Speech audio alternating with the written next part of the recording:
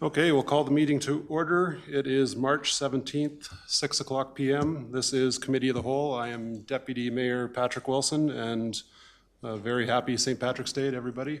We'll start the meeting as we always do with an adoption of the agenda. Could I ask for a motion to accept the agenda as presented? Councillor Reid. I'll so move the adoption agenda as presented. All righty, all those in favor? Approved unanimously. Our next topic is adoption of the previous minutes. Can I ask for a motion to accept the minutes of March 3rd, 2025, Committee of the Whole minutes as attached? Councillor Flowers. I move to accept the minutes of March 3rd, 2025, COW meeting. Thank you. All those in favor? And that is unanimous. Moving into delegations, can I call Calandra Caulfield, Executive Director, Cochrane Tourism Association, to the podium to begin presenting her presentation, please. It looks like we don't have Calandra, but we have. Oh, it is Calandra. Hi, Calandra. I didn't recognize you. I haven't seen you in too long. It's been a year, Patrick. No, I'm kidding. Awesome. All right.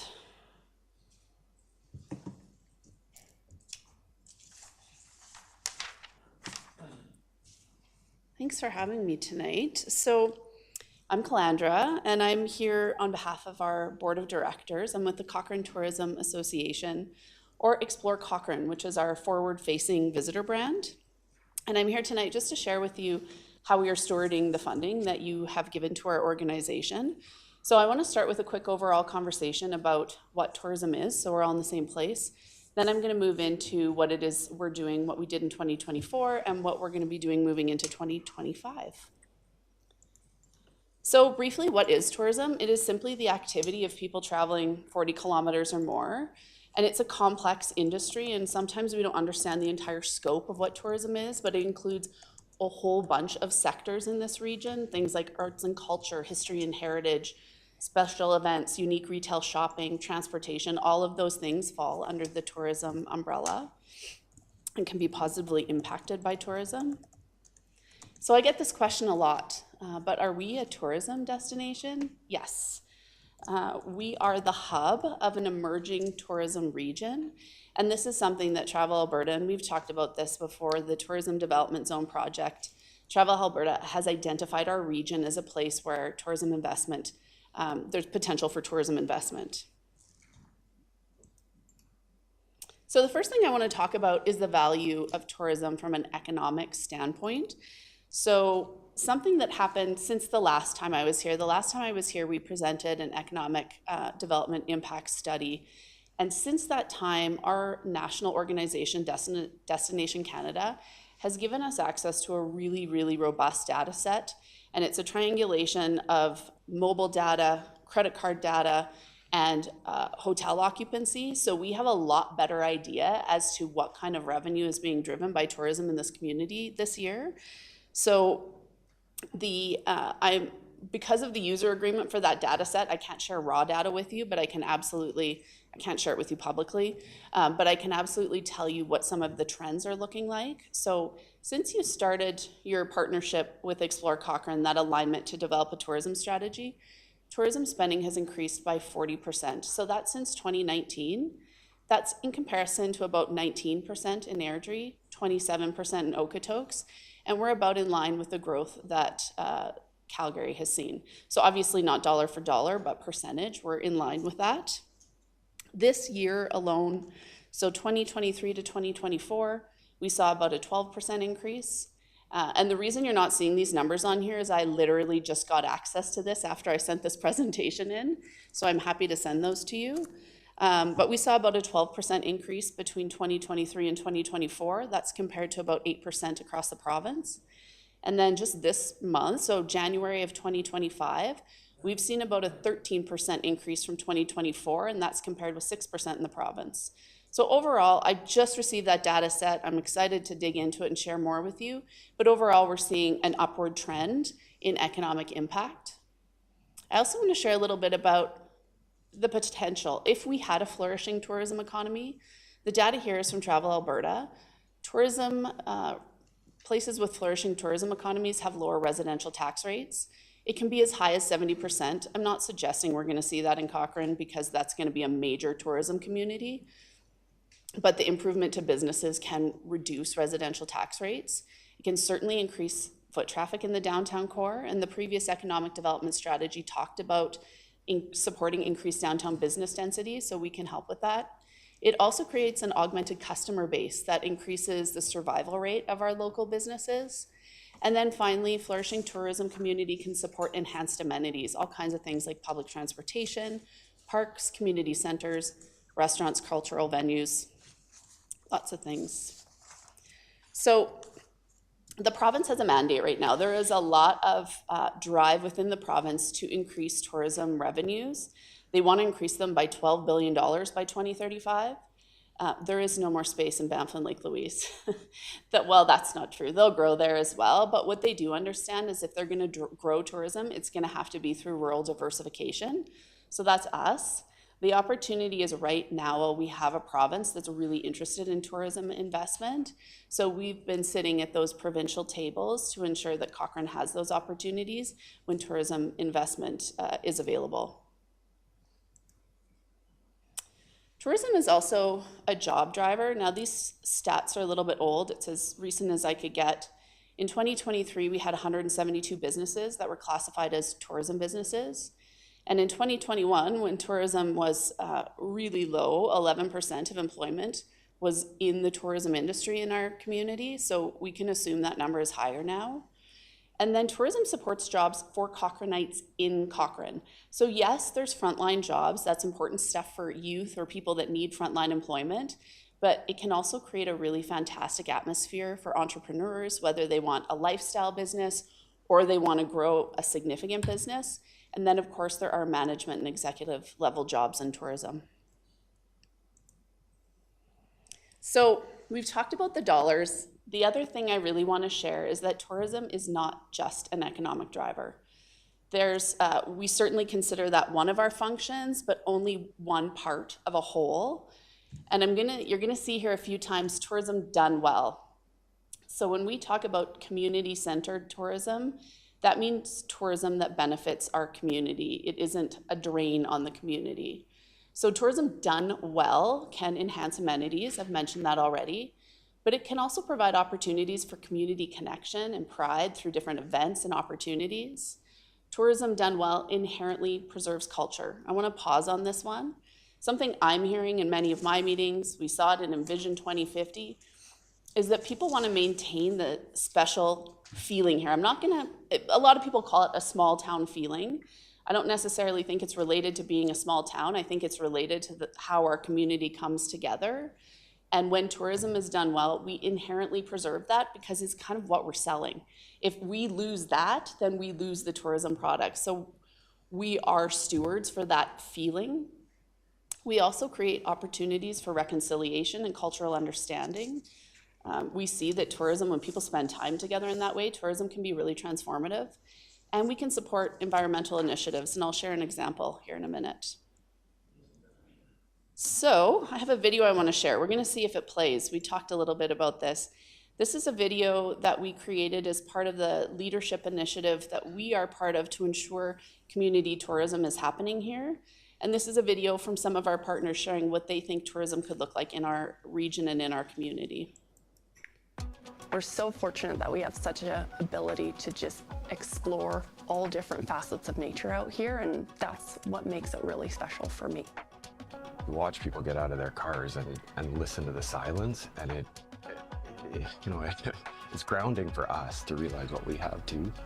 That blend of nature, natural, raw ranching community along with family-run businesses. We have some exceptional people in this area. The opportunity I've had is to start to consider how can we begin working together. It's going to be important as a community to just be aligned in our values of what we want tourism in this area to look like. We're an emerging destination, and we have an opportunity to choose which outcome we want. We really want to make sure that it's appropriate tourism, take care of this beautiful natural land that we have. It's community, creating community, and that's a huge element. when you have the help of facilitators to kind of bring it all together. Because we want to keep playing and working here for eons to come, right? And the best way to do that is teach people how to do that sustainably and respectfully so that we can keep doing what we love. When we travel, we pause. If you slow down and bring people together and look for those connections and look for those similarities, you can move forward in a really intentional way.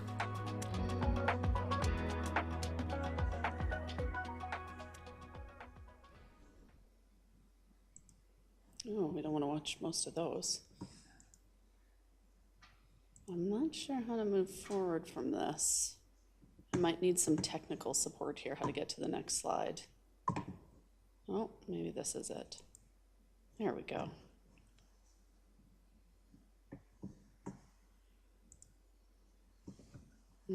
Sorry, guys. Ooh.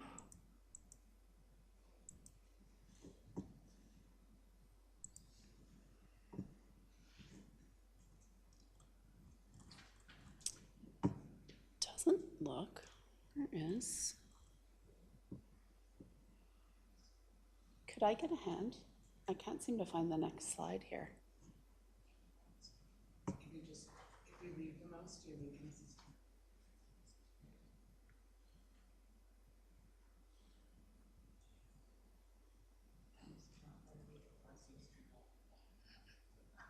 I knew that video was going to cause us problems.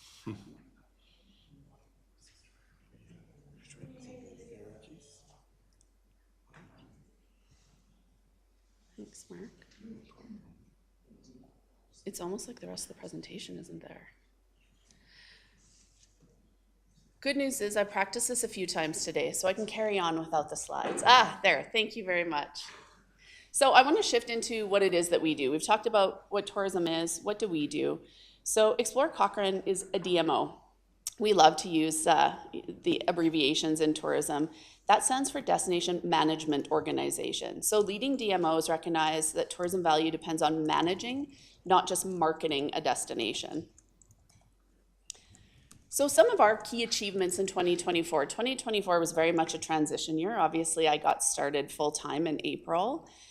We engaged in destination development through direct business support. We ran our 4th tourism mentorship program, which is a 13-week program that helps people develop sustainable, financially sustainable tourism products. We provide one-on-one coaching, and that's mostly for businesses that are ready to increase their sales channels and connect with the travel trade. We launched education and networking events, and we also work with the Cochrane Community Innovation Team to strengthen our local business community. Our marketing efforts were effective last year. We upgraded our website, which was a critical upgrade. Our website was 6 years old and was just hanging on. We expanded our marketing to attract a wider range of visitors, and we increased online engagement, our audience, we maintained website traffic, and then we promoted our destination and local businesses across a bunch of social media or channels like social media, influencers, print, digital ads, and radio. We took some steps towards financial sustainability. We leveraged this municipal grant to apply to secure a provincial tourism grant. That's a one-to-one grant. And we leveraged the municipal grant to apply for the NRAD, or the Northern Regional Economic Development Grant, which we were successful in receiving, and I'll talk about what we're going to do with that funding. And then we increased participation and revenues in our Destination Marketing Fund. So that's where the hotels select to put a 3% levy on their bill. You'll see that at most hotel stays, you'll see that on your bill, and that comes to us, and that resulted in 54% of our funding coming from visitor revenues. So between hotels and Travel Alberta, 54% of our funding comes from visitors. We launched Cochrane Discovery Days in partnership with the Lions organization. So Discovery Days is an extension of the rodeo weekend. The intention and the reason that Lions was excited to partner with us was to increase the impact of that weekend on our whole community. We had 2,400 visitors that were not at the rodeo site. 97% of those interviewed enjoyed themselves. There was 35 partner businesses. Discovery Days is a great example of community-centered tourism. So it provided an experience for our community and for visitors. There was economic impact. There were partnerships that occurred. There were opportunities for cultural preservation through showing our ranching and Indigenous heritage. And we were able to support an environmental stewardship initiative. SEAC was there launching their new animal interaction program. That's probably not what it's called, is don't interact with animals, not interact with animals. And all of the partners are keen to host this event again in 2025. We also prioritized organizational growth. COVID was a time where there was a lot of survival happening and putting out fires. 2024 was the first year we could really have a look internally. So we conducted an organizational assessment to identify those opportunities for growth. And we also engaged in learning and leadership initiatives to advance community-centered tourism. And one other thing I thought of after I submitted this presentation is we also spent a lot of time this year developing relationships. There's a really neat web of community organizations in Cochrane that are all working towards the same goal, which is bettering our community. So a lot of these organizations that we've worked with have been at this podium as well. We've worked with Route 22 to help them support developing programming so that they can leverage tourism as part of their programming. We've worked with the Lions Rodeo to expand that rodeo weekend. We've worked with the Cochrane Library to help them identify the value of their programming for grant funding. So there's a lot of organizations we're working with as well. 2025.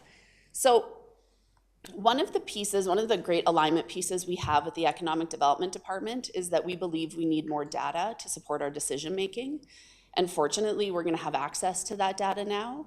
The NRAD grant will support us in that initiative, and we're also working with the Haskayne School of Business to develop a tourism data framework to understand where and what data we need to collect, what we're going to measure, and how we're going to present that. We are also engaging in organizational leadership and governance projects. So that's looking at our association, how our board members can leverage their skills to the best ability, and ensuring that all of our governance documents are updated and ready for any kind of growth. This year, we will be launching a frontline tourism training program. So that's not a customer service training program, it's a tourism knowledge program. And the reason that's really important in Cochrane is we get a lot of drive-through visitors. So we want every person that drives through and stops at a bookstore or stops at a restaurant, we want those people to be able to say, hey, here's some other things you can do in our community. So it's a pretty simple way that we can ensure people are staying in our community or in our region. We're also engaging in a 2-year visitor information services project. So that'll be reimagined visitor information services. We're relaunching our ambassador program. That is our volunteer program where ambassadors go to events and they share information about tourism. But we are also hoping to get the Canada Summer Jobs Grant to have students that will be working over the summer, and they'll deliver visitor information services on a mobile basis. So they'll go to where the visitors are. For example, they could be at the Cochrane Farmers Market on Saturday, or maybe they'll go to Yamnuska Wolf Dog Sanctuary for an afternoon.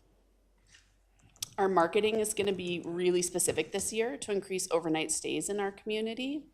And then Cochrane Discovery Days, which will be renamed because we all agreed that was maybe a bit confusing to have 2 events happening at once. So we're going to fix that. But Cochrane Discovery Days will be growing this year. There's a lot of excitement in our community to make that weekend a signature weekend for Cochrane and really show off our history and our heritage. And then we've also got a community pride of place initiative that we'll be launching in May. And that'll be directed at our residents to get them excited about where they live. And I think that, that's not everything. Here's my last slide. This is a question that I have received a lot in meetings with many of you.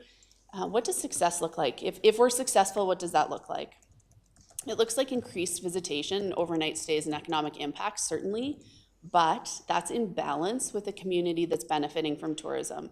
So we are really, really firm in that goal to ensure our community is benefiting. It looks like data-supported decision-making, and then really strong municipal relationships, as well as regional relationships, because we are working at a regional level, and we're starting to develop those right now.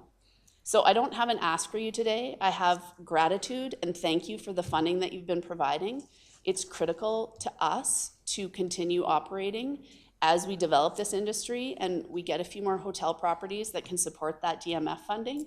So no ask, just a thank you, and obviously an opportunity for your questions.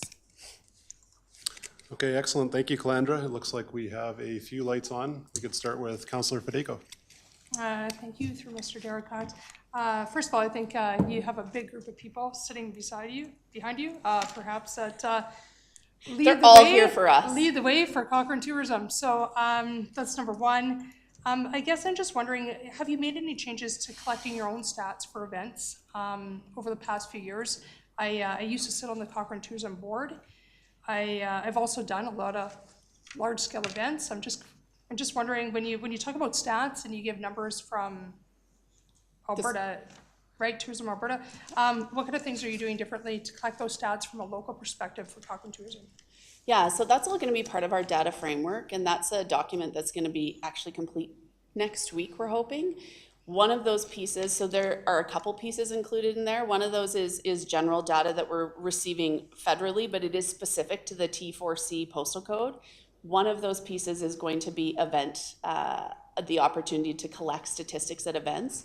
And we're even hoping, once we get our ambassador program up and running, we're going to be able to do that for other organizations as well. So for example, if we have a visitor information booth sitting at an event, maybe one of the Culture Days events, our ambassadors can share information and ask a few questions so that we can provide that raw data to those organizations who are applying for grants, but it's really hard to get that data. So I can't answer your question specifically as to how we're going to do it, but I can tell you that as part of that 6-point framework, event data collection is one of those points.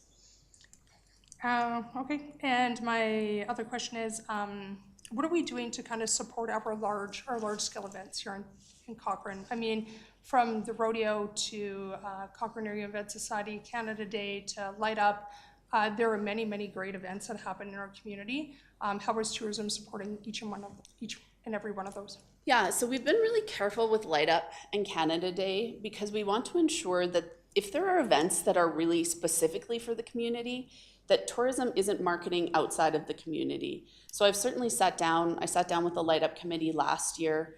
That event is very much a capacity, and I would love to invite visitors because it's so fun, but I want to make sure that our community isn't saying, I can't even go to this event anymore because there's so many people from other places.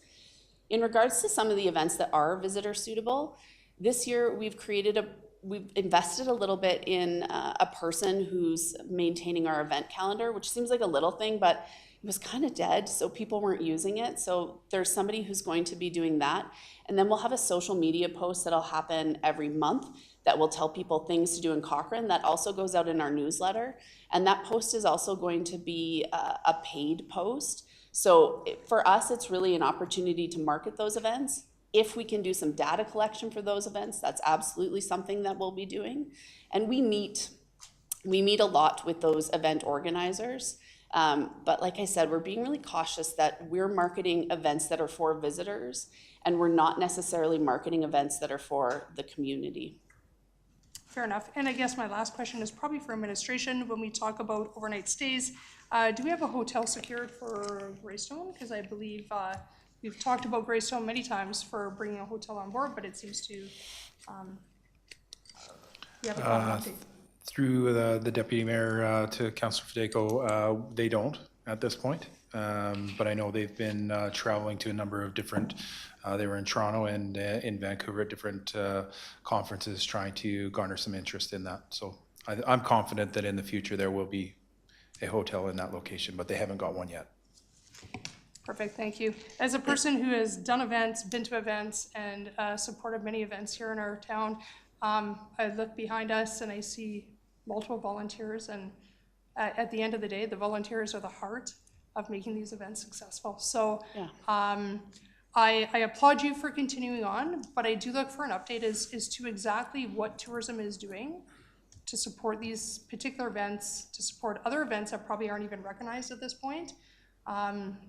Because at some point, everybody's got to flourish on their own. And I agree, you don't need to necessarily pump money at events that are already doing well, but what are we doing to help bolster those events that are still not that well known?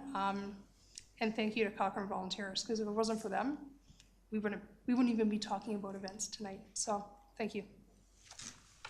Okay, Councillor Reid. Thank you. Just want to say great presentation. I really enjoy your energy. I enjoy the perspective that we're really moving this agenda forward, and I like the kind of a forward what was the term he used? I can't find it.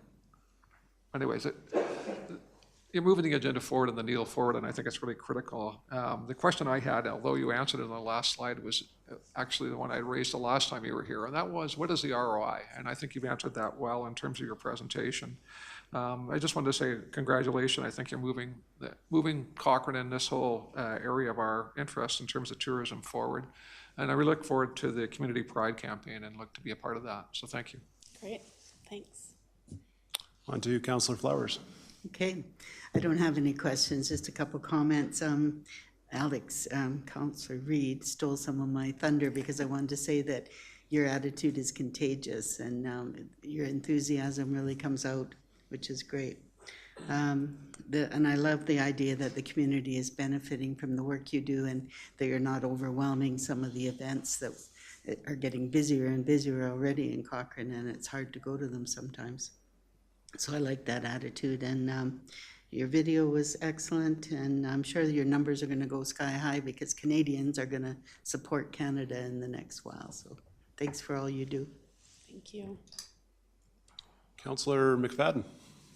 Yes, thank you very much. I wanted to, first of all, thank you and to the volunteers. I'm fortunate enough to be the council, I think liaison is the official title, to the group. And I have to say, in the time that I've been involved, I've been very impressed by the strategic, I don't want to say pivot because I think there's a lot of work happening in that space before, but I really have appreciated the time that I've been involved, how strategic the group has become about what tourism is, what tourism means in the Cochrane context, and how do you, with limited resources, being both, you know, financial and time, be able to invest those wisely into making tourism a net asset to our residents. So a quick, you know, kudos to yourself and to the volunteers. It's been a pleasure working with you on that. I also want to give a kudos. You demonstrated early in your presentation how you've been leveraging the town's grant partnership funds to take that to the next level. So that's always appreciated to see how you're making, you know, those dollars turn into 2 or 3 times more than what was actually contributed on the municipal side. So, but I really appreciate what you'd highlighted in, because we have so many great community events, that you highlighted that some are really for Cochrane, to celebrate Cochrane, and for us to come together as a community, enjoy ourselves, and not necessarily be fighting for elbow room with visitors. And then others are, you want to lean into and support. So can you just tell me give me perhaps some of the ones that have identified as, you know, for the community that you're not going to lean into, and which ones that you've kind of identified that you are going to lean in, help participate, and what that growth could look like? Yeah, so I mean, Light Up is an example of an event that has quite high capacity at this point. And if that group were to come to me and say, hey, we really want to get visitors here, we would absolutely have a conversation. But I think that's one that we've identified. Canada Day is another one that we aren't necessarily marketing outwards at this point. But again, if CX said, hey, we'd really like to get a lot of people here, we'd be on board with that, absolutely. In regards to visitor-oriented events, Bow Valley Boot Stomp is a great example of an event that could certainly produce a couple of overnights so people could stay for a few overnights. It's really in line with what our community is doing. There's a ton of space there right now based on last year, so that's a good example. The rodeo weekend is a really cool signature weekend because there's also a powwow taking place. So a visitor could come, they could go see the ranch rodeo. They could go learn how to do a cattle branding. They could go to the museum. They could learn hide tanning. They could go to, to a powwow, and then they could see can they see barrel racing? Am I making that up? Maybe not barrel racing, but they can see rodeo events. So that's a great example of a weekend where an international visitor could come and get a really awesome Cochrane experience. And then there's, obviously we'd like to see more events in the off season to support our hotels. So things like, some of the events the Stockmans is doing in the off season, those are things that we've been inviting visitors to. Some of our arts and culture events, we just sat at the discussion about Arts and Culture Month in September. So that sector is certainly an area where they're starting to do some neat events we'd love to invite visitors to. So there's a pretty long list. Okay, that's great. And sorry, one last question. You'd highlighted the DMF, the fund that the hotels collect, and then that's given back or given to your organization to use and to leverage and promote Cochrane. Are all of the hotels now participating in that, or we're still all but one, or what's the? I have a meeting next week. Okay. So it is not, in British Columbia, that's mandatory, and in Alberta, it is not. So hotels can choose to participate or not. So when we talk about increasing our financial sustainability, having those conversations with hotel partners to explain the value of that participation is very high on our list. Excellent.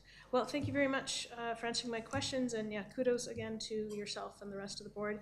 As was highlighted by my colleagues, it really is, you know, volunteers stepping up and making a huge difference, and so thank you, everybody. Okay, Mayor Janung.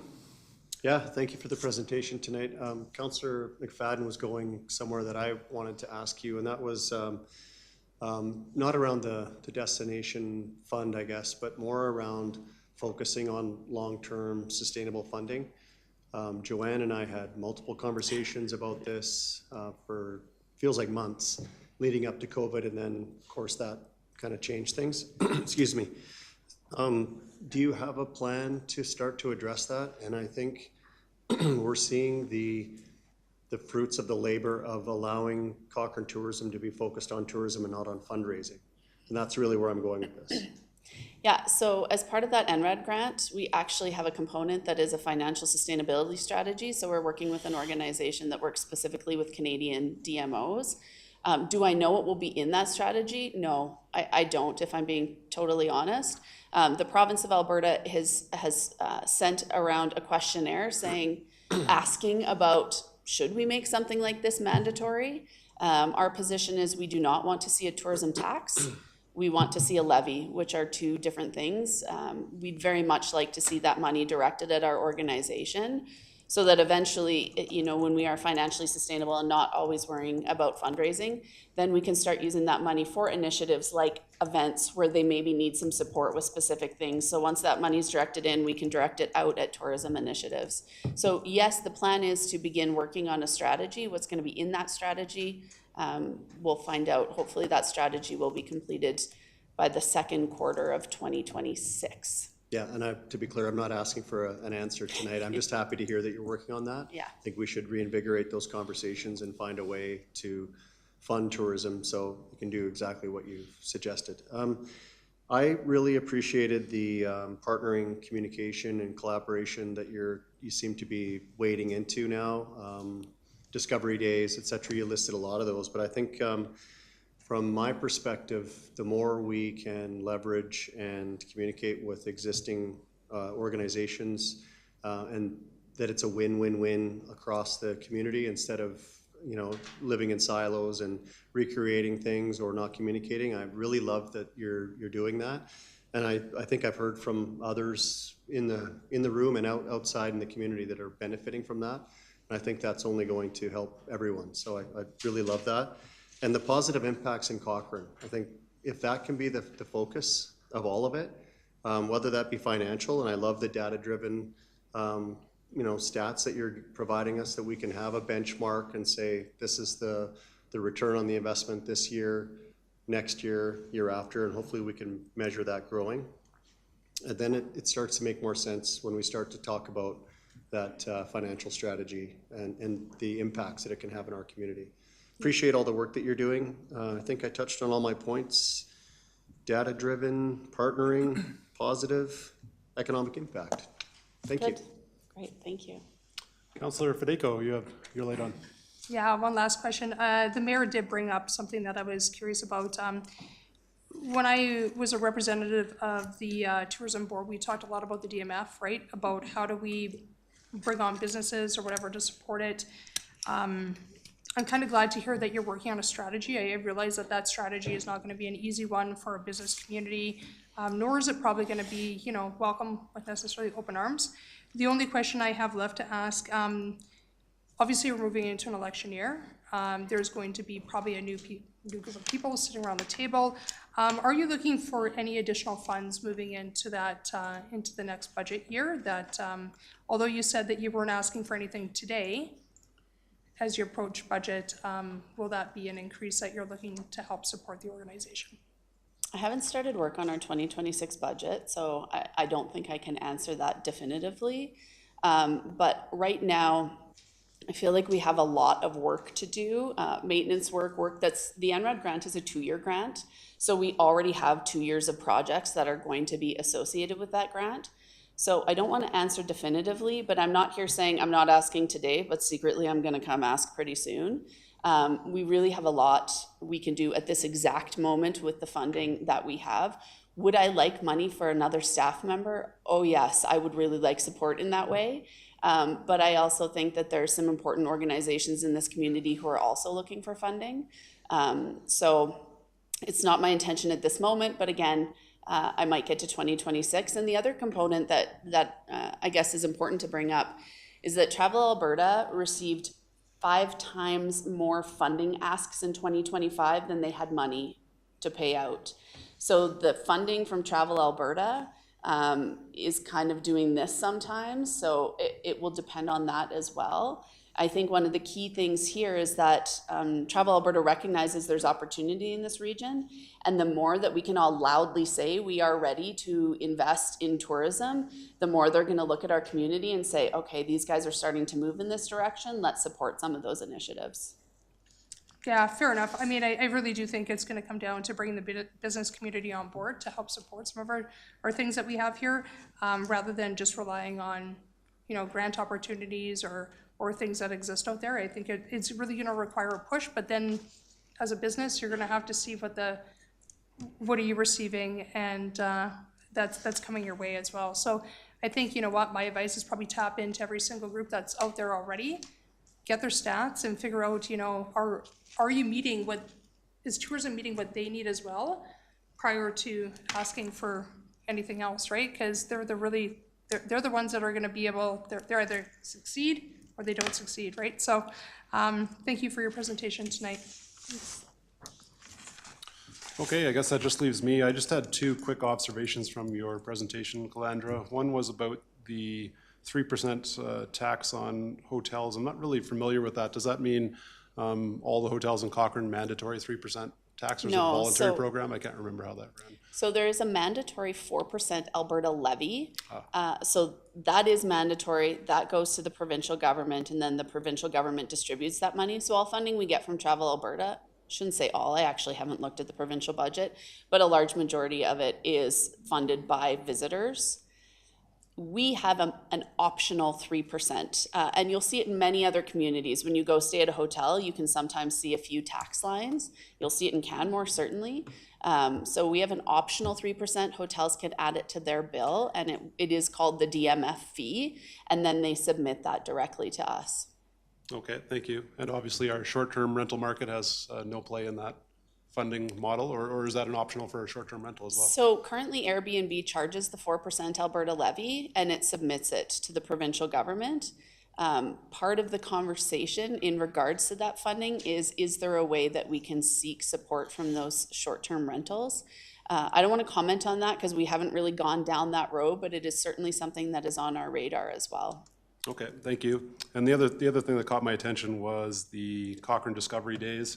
I don't really recall it from last year. Maybe I didn't participate, but it's on Google here. It tells me August 30th, September 2nd, which is the Cochrane Lions Rodeo.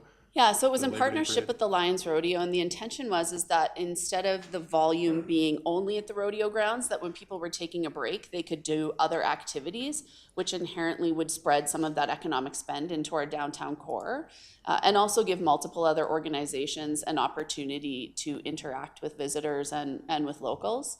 So downtown we have work to do on downtown activation next year, if I'm being totally honest, if I'm critiquing the event. But the events at the station were really successful, and the library did a rodeo carnival that was also very successful. So it was a group of organizations all coming together, and then of course that last day was the parade. So we marketed it as one event, but it was really multiple organizations, and Explore Cochrane worked with organizations to fill in that middle part, and then nothing happened on the Monday because obviously there's a significant Labor Day parade that we didn't want to get in the way of.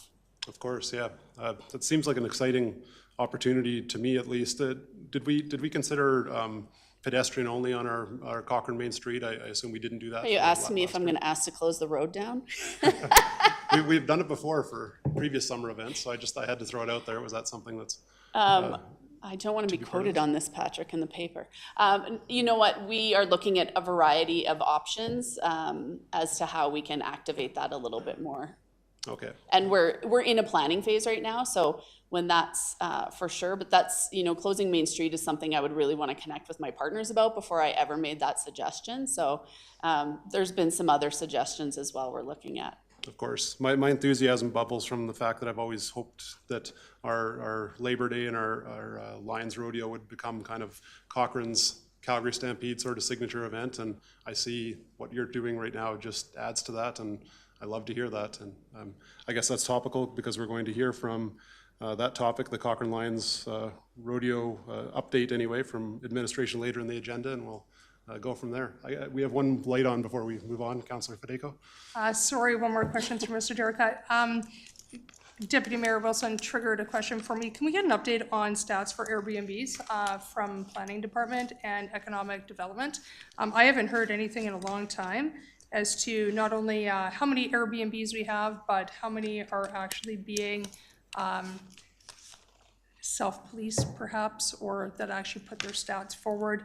I would be very curious to see what those numbers are like that we could pump out to the community, as well as maybe an average on what those dollar amounts look like for stays in our own community. I think those are all valuable stats as we move forward when we promote events.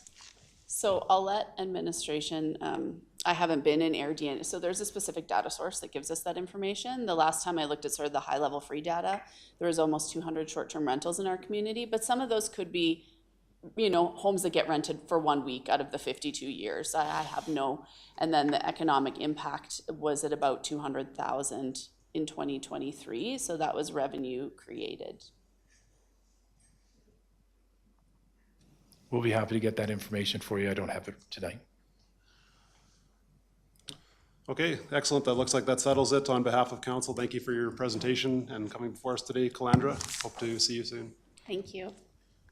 Moving on to business, 5A, we have Cochrane Age-Friendly Action Plan. Can I call Matt Knox, Director, Social Development, to the podium to begin his first presentation of two, please?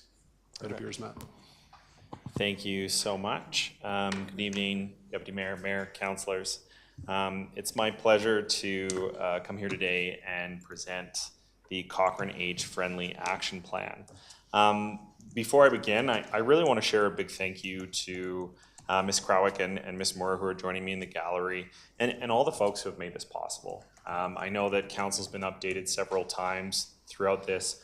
I've only been with the town for 3 months, so I did want to ensure that I'm really putting credit where credit is due, that this was you know, the team that I'm now very proud to lead, and really all the work that's come across from many of the different folks across the town and our community partners who have really laid the groundwork for the next steps in this action plan. So, just to give you a quick background, you know, Cochrane is one of the fastest growing communities in Alberta and is considered one of the fastest growing communities in Canada. Our provincial projections show that our senior population will more than double in size by 2046, and the age-friendly collaborative model is being developed really to address this growth.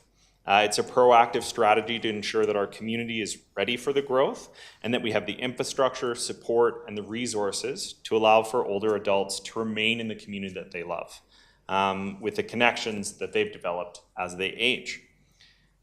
When you look at some of the advantages that you would see of being an age-friendly community, page 9 of the action plan really identifies specific advantages, but you'll see health, social, economic, and ultimately the quality of life for all of our residents. And that is that, you know, ultimately we're all going to grow older, and if we want to be in our community.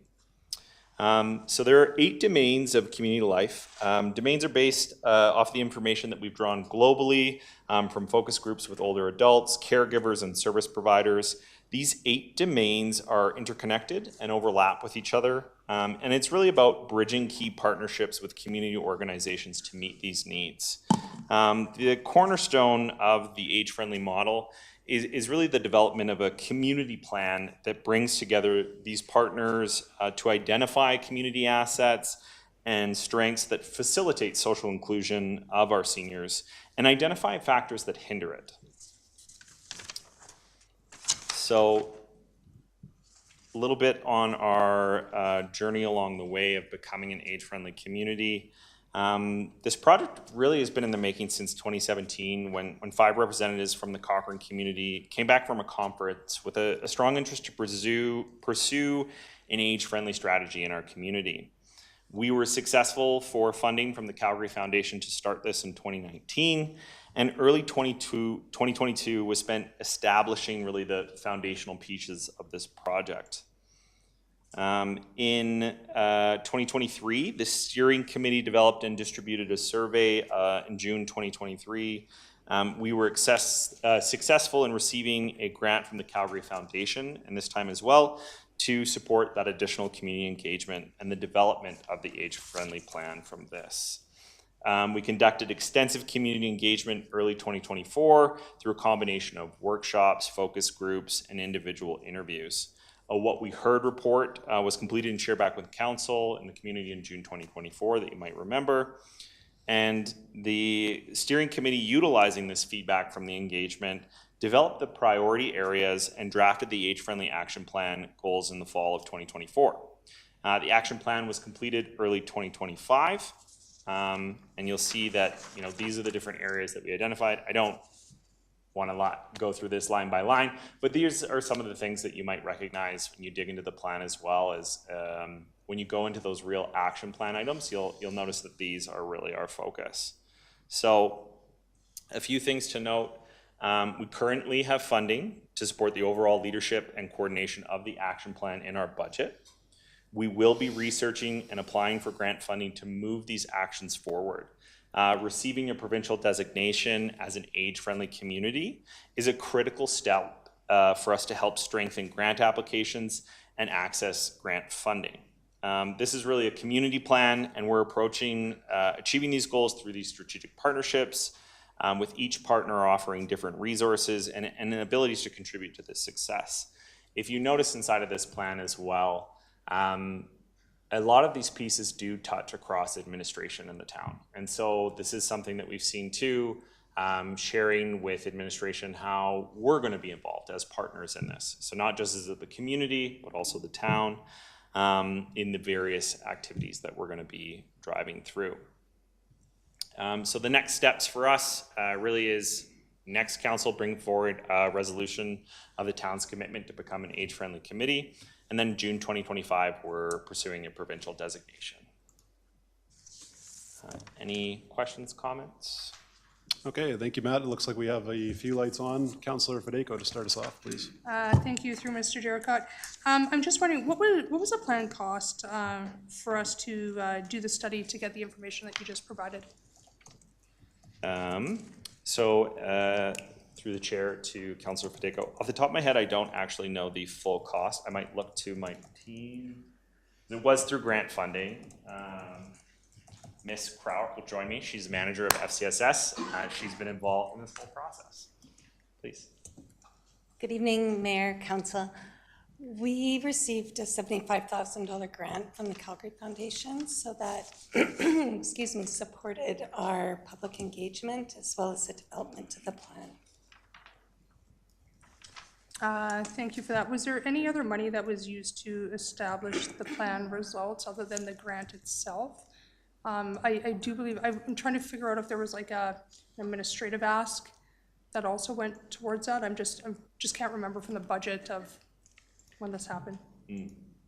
From 2023,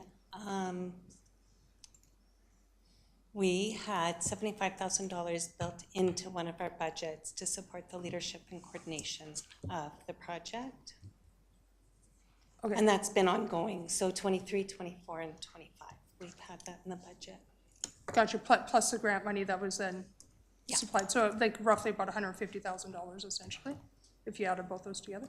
Yes, that would be the culmination of the work that's happened over the past 3 years in terms of getting the steering committee together, getting the community ready, getting the buy-in, all of that foundational work in order to complete the project. If I could, as well, just add a little bit of context. Thank you to Ms. Krauk for her memory. But council may also recall that at the time, the funding that we had suggested that would be added to the budget within the department was subject to approval of the grant. So we would not have proceeded if we had not received the grant. Perfect, thank you. That's kind of all I need to know there. And just, I guess, the last thing, Mr. Knox, you established kind of like moving on to the next steps. Will administration be looking to hire more people to make, obviously, this action plan come to be, or is that going to be something that's coming up in the next budget? Yes, so looking at the action plan specifically, because this is really meant to be community driven, we are hoping to identify champions in each of these. So even inside of these spaces, we aren't looking to, I would say at this moment, maybe specifically say we need a staff member for A1 or things like that. But I will highlight that we have taken this to the various units and areas across administration to say, what would it look like for us to be more involved in this space, and what would it look like for that allocation? So I think, again, just to highlight that this is a rough timeline. If we do end up coming back with an ask, we would then let you know. But as of today, I don't know. I don't think so. Our goal is to do this within our current frameworks, because a lot of this is taking what we're doing and just having that lens of, how do we make this more age-friendly? What does that look like? But, you know, as all I would say programs or ideas, depending on what comes forward, our goal is to fund this through grants in the future. Yeah. Perfect, thank you. I mean, as I'm sitting around the table, getting a little long in the tooth myself, I appreciate the fact that, you know, we need to be looking at alternatives for what aging in place looks like. I think it's an important topic as we go forward, but it doesn't just include, you know, kind of like social responsibility. It's going to include housing. It includes multiple different factors. However, I really hope this doesn't end up to be a study sitting on a shelf that nobody is actually implementing in a place that it needs to be implemented. So not that I'm suggesting that we go and hire 4 staff members to be able to have it covered. But I would like to see this actually start to gain some traction, move forward, and let's come up with some very valuable ideas that are actually going to benefit not only seniors, but before then, the people from probably 50 to, I hate to say it, 65, you know, somewhere in there. I mean, I'm moving into that sector now, so we need to be able to be on the proactive side of this. So happy to support, but just in the right way. Agreed. Thank you. On to Councillor Reid.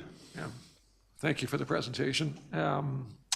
For me, it's probably one of the most critical documents that's come across our desk in some time. I think enhancing the quality of life for all of our community, as well as seniors, is really important. And this report is excellent. Not only is the report excellent, but the action plan, I don't think it'll sit on a shelf. It won't collect dust, because that action plan actually speaks to it, right? And unlike other reports that we may have seen in the past, this one actually does have an action plan that it has some teeth to it. I had 2 questions. One was, does the age-friendly community provincial designation, does that warrant us any eligibility for additional grants? Yes. Okay, perfect. And then the second question was similar to Councillor Fideco's in section 3.5 of the action plan, when you talk about capacity assessment. It does raise the question about who's going to do all this work. I think it's one thing to have volunteers involved, it's another to actually do the heavy lifting. You know, I know the FCSS staff are already probably taxed out, and I don't see this as being something on the corner of someone's desk. So I too am concerned about how you're going to resource this in terms of being able to move forward. It's not to say that I don't support what might be a request for additional staff, but I think it needs to be well thought through in terms of what it is. So, but anyways, I think it's a great report. As I say, probably one of the better reports that I've had the opportunity of reading and seeing, having gone over it in quite some detail, and appreciate it. So thank you, and whoever did all the writing. The writing actually is a really good report. So somebody wrote a really good report, so thank you. Thank you. Councillor Flowers, please. Yes, a big shout out to Sharon there that wrote a lot of it, and Kim. I was proud to be involved with this project from day one, and there's many groups involved, so the workload is shared amongst the community, owned by the community. Big thanks to Calgary Foundation for the grant because it speared it forward, but it couldn't have happened without all the community hard work that's happened. And I look forward to working on it in the future. There's so many ideas that they have to scale back and try not to put everything on the table at once because there's so much that could be done. And it's not just for seniors, although seniors are extremely important, but young parents with strollers and people with disabilities, different groups within the community that will benefit from all this work. So I think that was all I had. Oh, I'm looking forward to the resolution coming forward and the next steps, and thank you all for all your hard work. Thank you. Mayor Janung. Yeah, thank you, Sharon and Kim, for all the work on this. It's been a journey. And like my colleagues, I appreciate the action plan and all of the research done over the last few years is right there in front of us. And I look forward to, I appreciated your response, Matt, on resourcing this. And what I'm hearing you say is that internally resourced is the initial plan, but in the case that you want to move the timeline quicker or something should change, then that would be a budget ask at each deliberation and outlined by administration and then resourced accordingly. Correct? Yeah, let me maybe clarify a bit. So because a lot of this is driven by the community, what I meant by internally resourcing it would be in the spaces that we need to be involved in. So for example, creating toolkits to promote age-friendly design in outdoor spaces. That's a piece that I feel it's really important that, Parks and Rec staff are actively involved in that space when meeting with community, because there isn't that way to say, hey, the community designed this, municipality go enact it, and we didn't actually talk safety standards or things like that. So they need to be at the table together, receiving the input from community, but also ultimately ensuring that our standards are there. So there's initially I would say it's internal resourcing for those types of motions. But if there were spaces, yes, then we might look at that. Are we looking at increasing resources to advance the timelines? Or if there's something that, we're looking for the grant, we're unable to receive it, but it's essential, then we would change there. But yes. Yeah, okay, I appreciate that. One of the action items was increased connectivity with available healthcare resources. And that one jumped out at me as like, well, this is not a municipal space, which I kind of read that one a couple of times going, well, how do we, first of all, educate residents that, it's not our hospital to build, it's not our healthcare employees to govern. And I know you know all that, but many don't. And we're asked to, every day I'm asked when we're building a hospital and when we're changing the healthcare hours. But I guess, can you explain what the interface is on that? Like, how is that one specifically going to action out? Yes. So from the town administration perspective, those spaces that you see maybe even inside of, I think it's A6 to A8, are spaces that we would want to work closely with our intergovernmental team, communications, just to identify what you've said too, even those conversations of how helping the town understand where that advocacy needs to go and things like that. So we do have partners that work in these spaces, NGOs or concerned community members who are very active, and we would look to work with them and partner with them. So even developing this enhanced partnership with community health services, that's going to, our role in that space is very much so defined, I think, in that where are we from an advocacy perspective, civic literacy education.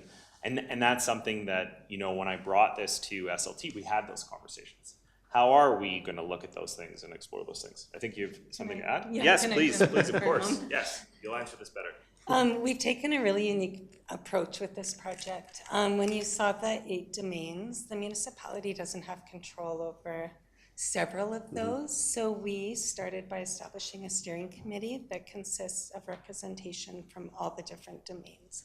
So the steering committee is essentially leading this project with town involvement, community involvement. We have health at the table, PCN, a number of different partners.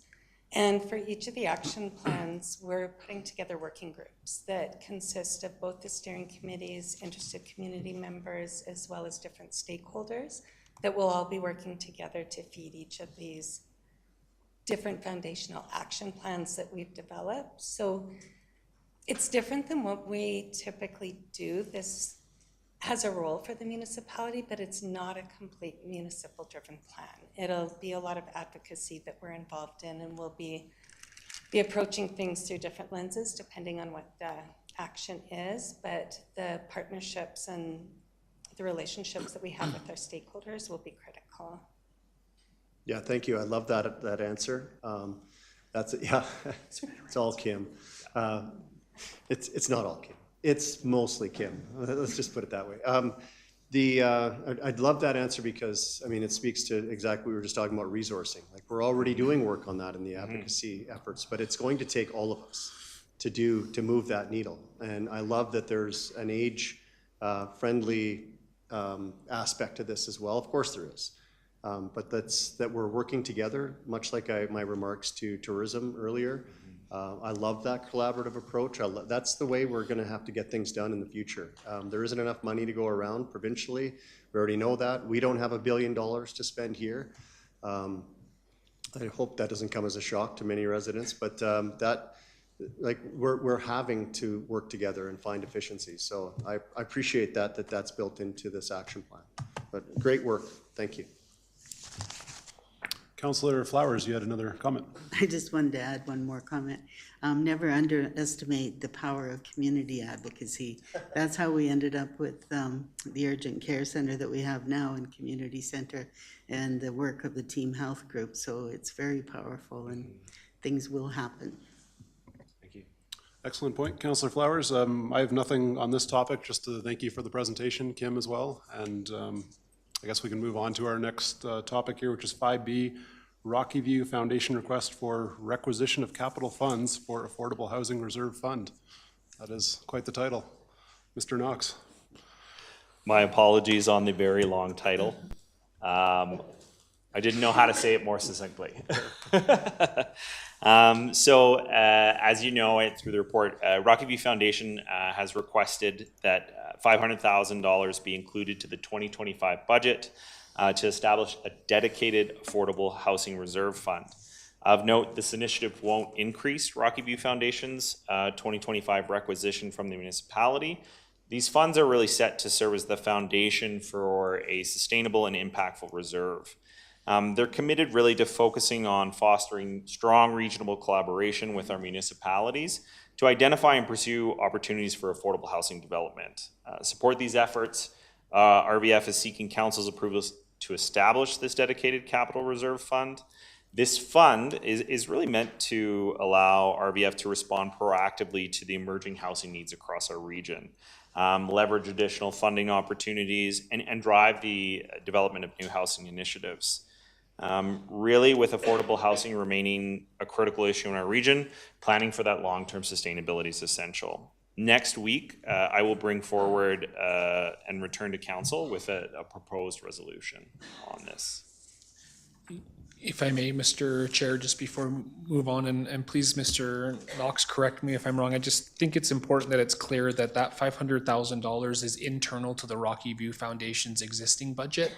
It's really moving it from their operational area to the capital area and has no perceived or intended impact on Town of Cochrane's requisition level or budget.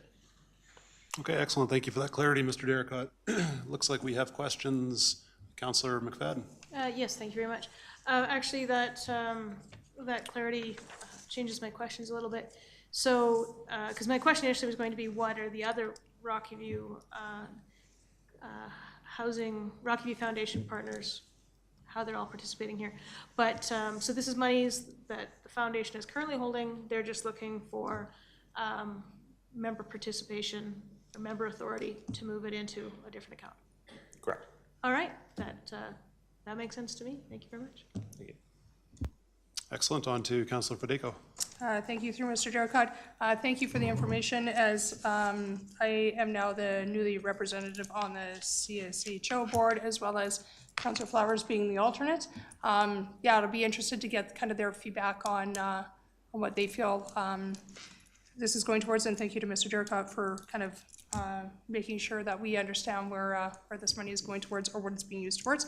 It's appreciative, but yeah, I'll be curious to see what their thoughts are. Councillor Flowers. Okay, I've been the rep on the Rocky View Foundation for a few years now, and we've always collected these taxes for them, what's actually mandated by the government for housing management, what are they called? HMB, Housing Management Board. And so now they're just asking that some of the dollars go towards buildings instead of just operational, which I think is a really good move, because there's just not enough money around to build these new buildings.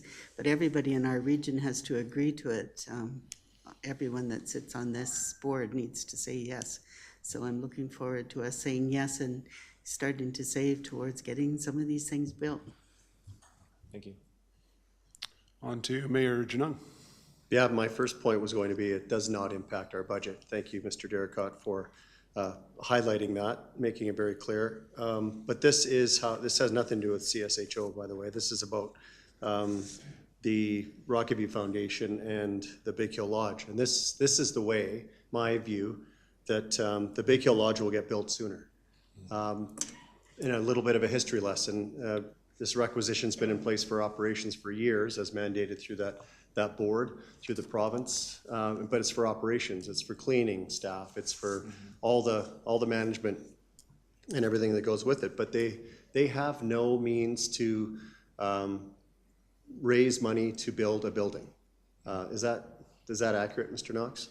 Yeah, it's the other part that I've seen from chatting with them too is when we look at a lot of the like large grant funding that you might step into from like the province or the federal government, generally there is an ask that you've already got like design funding ready or things like that. Like show us the plan before you apply for the grant. And if you don't have that base capital fund to start that process, then you're not able to move forward. And I think that that's something that, you know, in the preliminary conversations that I've had with some of our key partners is something they've identified saying, we need this to even apply for this type of like grants and models and things like that. So I think this is a way that they're proactively looking to be ready for that. I've been working with Mayor Brown and Reeve Kissel on this type of initiative for a few months now. Glad to see it's like, so this is kind of them dipping their, Rocky View Foundation, dipping their toe into this style of raising capital. And I would really look forward to them. I think we've had that discussion around the table here about how maybe there's a requisition in the future for capital. We continually get the question of when is the Big Hill Lodge going to get built? Again, not our building to build. We certainly care about it and want to see it built as soon as possible. The Rocky View Foundation really needs to lead the charge here. The town obviously can come up with lands, etc., but the bulk of this needs to come through some form of requisition. So this is the beginning of that. Yes. Yeah, okay. All right. I look forward to it coming back for a vote. Thank you. All right, thank you. On to Councillor Federico. Yeah, one last comment. Thank you to the mayor for pointing that out, that it had nothing to do with the CSHO. I appreciate that. Okay, I have no further comments on this other than to say it's whenever I hear progress towards a new Big Hill Lodge, it seems like an exciting proposition, and look forward to hearing more. Thank you for the presentation, Mr. Knox. Appreciate it. Thank you. Okay, we're on to 5C, the Cochrane lines. We can take a 5-minute break, yes. All right, let's take a 5-minute break. We'll resume here at 7:13.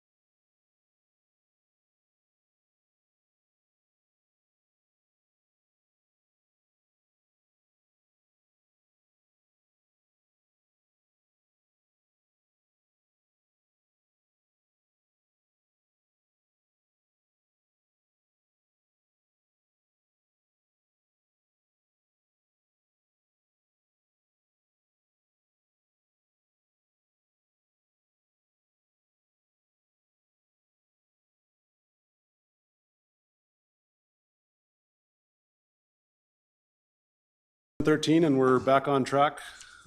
On to agenda item business Pardon 5C. me, Deputy Mayor, I think we just need a moment to make sure the streams come back online. We're good now, thank you. We didn't want to miss your preamble there. Now all the folks at home can hear it too, so. Riveting stuff, I'm sure. You don't want to miss it. Yes, so 5C, Cochrane Lions Club.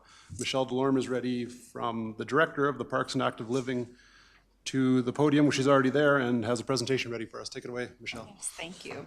So good evening, Deputy Mayor, Mayor, and Council. Tonight I'm here to present the follow-up report and discuss the proposal for a new and unique partnership. This proposal includes a 50-year agreement for the entire Fifth Avenue site, which is being considered for the Lions Legacy Park following the Cochrane Lions presentation on February 3rd. So during the February 3rd presentation, Council and Administration heard from the Cochrane Lions Club about their vision for the Lions Legacy Park. This plan includes a proposed 50-year agreement with the town, allowing them to secure financial backing and invest in long-term infrastructure. Long-term stability would enable them to continue their contributions while aligning with the broader community vision. On February 3rd, Administration heard Council's support for the Lions Legacy Park vision and their desire to move forward with the 50-year agreement as soon as possible. Council emphasized the importance of ensuring alignment with both community needs and municipal goals while incorporating clear performance metrics for accountability. Council also highlighted the need for a well-defined exit strategy to protect the town's interests over the long term. Administration understands these priorities and will ensure they are reflected in the next steps of this process. So following the February 3rd presentation, Administration has had internal discussions to ensure we are responsibly responding to the request of the 50-year agreement for the Fifth Avenue lands. We have identified key factors that need to be carefully considered in drafting an agreement of this length to ensure we mitigate risks for the community and for the town of Cochrane. These include alignment with community needs, such as the Parks, Culture, and Active Living Master Plan and Envision Cochrane 2050. As well as a comprehensive community and stakeholder engagement. Additionally, we must evaluate existing municipal infrastructure and ensure that the correct land use is designated and appropriately addressed. These considerations will help ensure a sustainable, well-integrated, and beneficial long-term agreement for the community and Cochrane Lions. Oh, this is the wrong presentation. Oops. Sorry. I had the size of the other presentation. So on this slide, you're looking at the Cochrane Lions current lease land, which covers a total area of 4.75 acres. This land is currently leased on the Cochrane Lions and is home to two community features, the event center and the rodeo grounds. Together, these areas make the land a central hub for local events and recreational activities. This 4.75 acre site plays an important role in supporting our community's infrastructure and providing space for various events. It's here too. Sorry about this with the highlighting here. So this slide shows a map of the Fifth Avenue site, which adds 10.38 acres to the previously mentioned 4.75 acres, resulting in a total area of 15.13 acres. The additional land would include the baseball diamonds, parking areas, and Town of Cochrane open and common spaces. With this expanded area, the Cochrane Lions would have the lease on these spaces, which will support their vision for the Lions Legacy Park.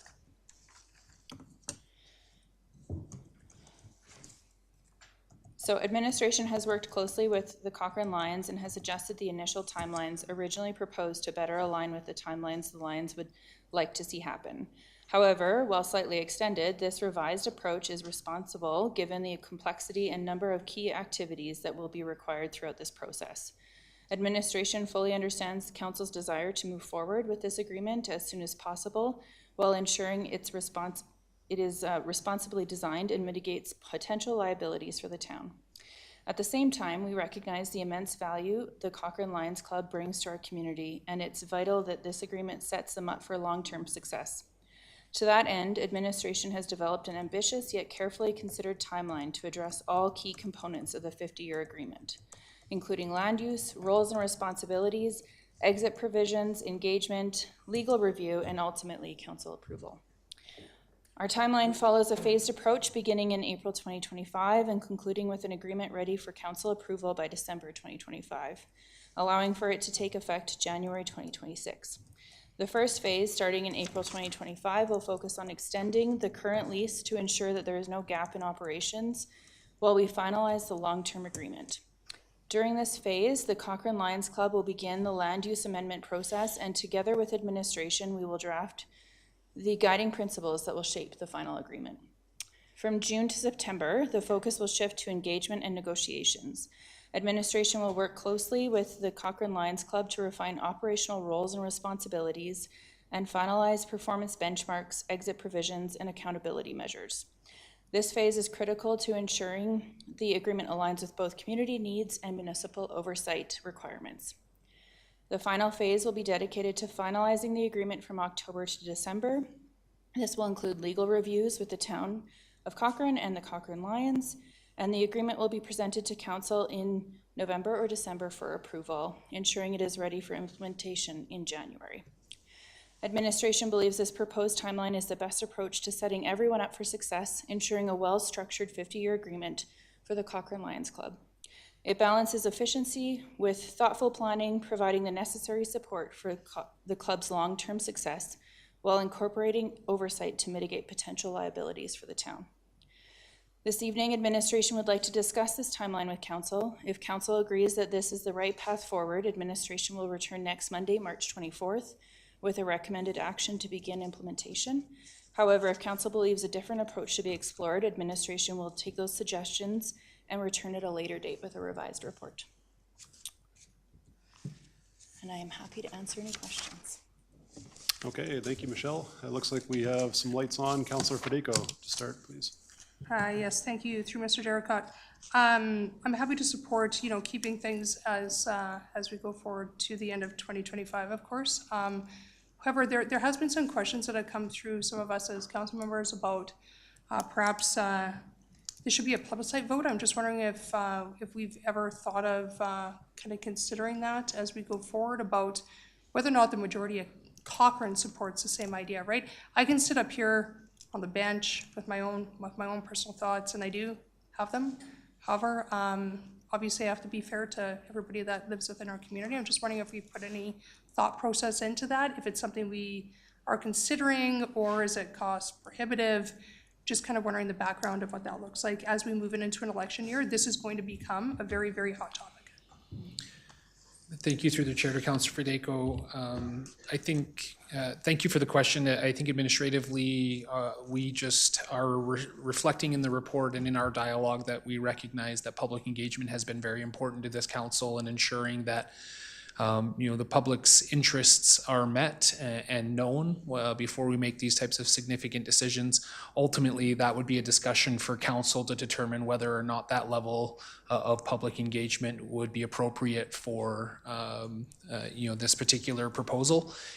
Certainly, there is there's a small marginal cost associated with adding a plebiscite question to an election, and so I wouldn't let cost be the thing that determined whether or not council determined to take an action should it be of interest. It's always my feedback on those types of processes is it's always about ensuring that you ask the right question in the right way so that you can have a meaningful outcome should council decide to go in that direction. We've had these conversations internally as well. In terms of public engagement, we just want to reflect as well that we do believe that in some meaningful ways that this is an extension of the Fifth Avenue site planning, which had some extensive public engagement associated with that. One of the elements of that was that no uses would be displaced from those kind of core uses that were identified unless alternatives were found and considered as part of that. I do believe there is public feedback available that could guide this question, although it's not very specific to something like a 50-year lease of that nature. So ultimately, that's feedback administration needs from council. What type and what level of public engagement does the group feel would be appropriate? Continue, yes, Councillor Federico. Thank you. And I'm not necessarily suggesting that we go to that level. Just it's been brought up to us as council members in the background. I do have to say this requires the utmost public engagement that we could probably ever do. we as sitting around the bench all have our own thoughts, I'm pretty sure, and it may even be a mixed bag at the end of the day of what all 7 of us look at. But this can't be done on the side of a desk, and it can't be done without taking in a lot of consideration, not just for the Lions themselves, but for many different community groups, for many different organizations, as well as the considerations of what things like parking, economic viability looks like, as well as just our overall view as a town, right? I think there's such important decisions here that I absolutely do not want to rush this. I don't want this to become something that we're deciding and having pressure on us in the next couple months to be able to come up with a decision. It's going to require a lot of public engagement, and I look to support everybody who has an opinion on it, because that's the only way we're going to end up at the right result. So.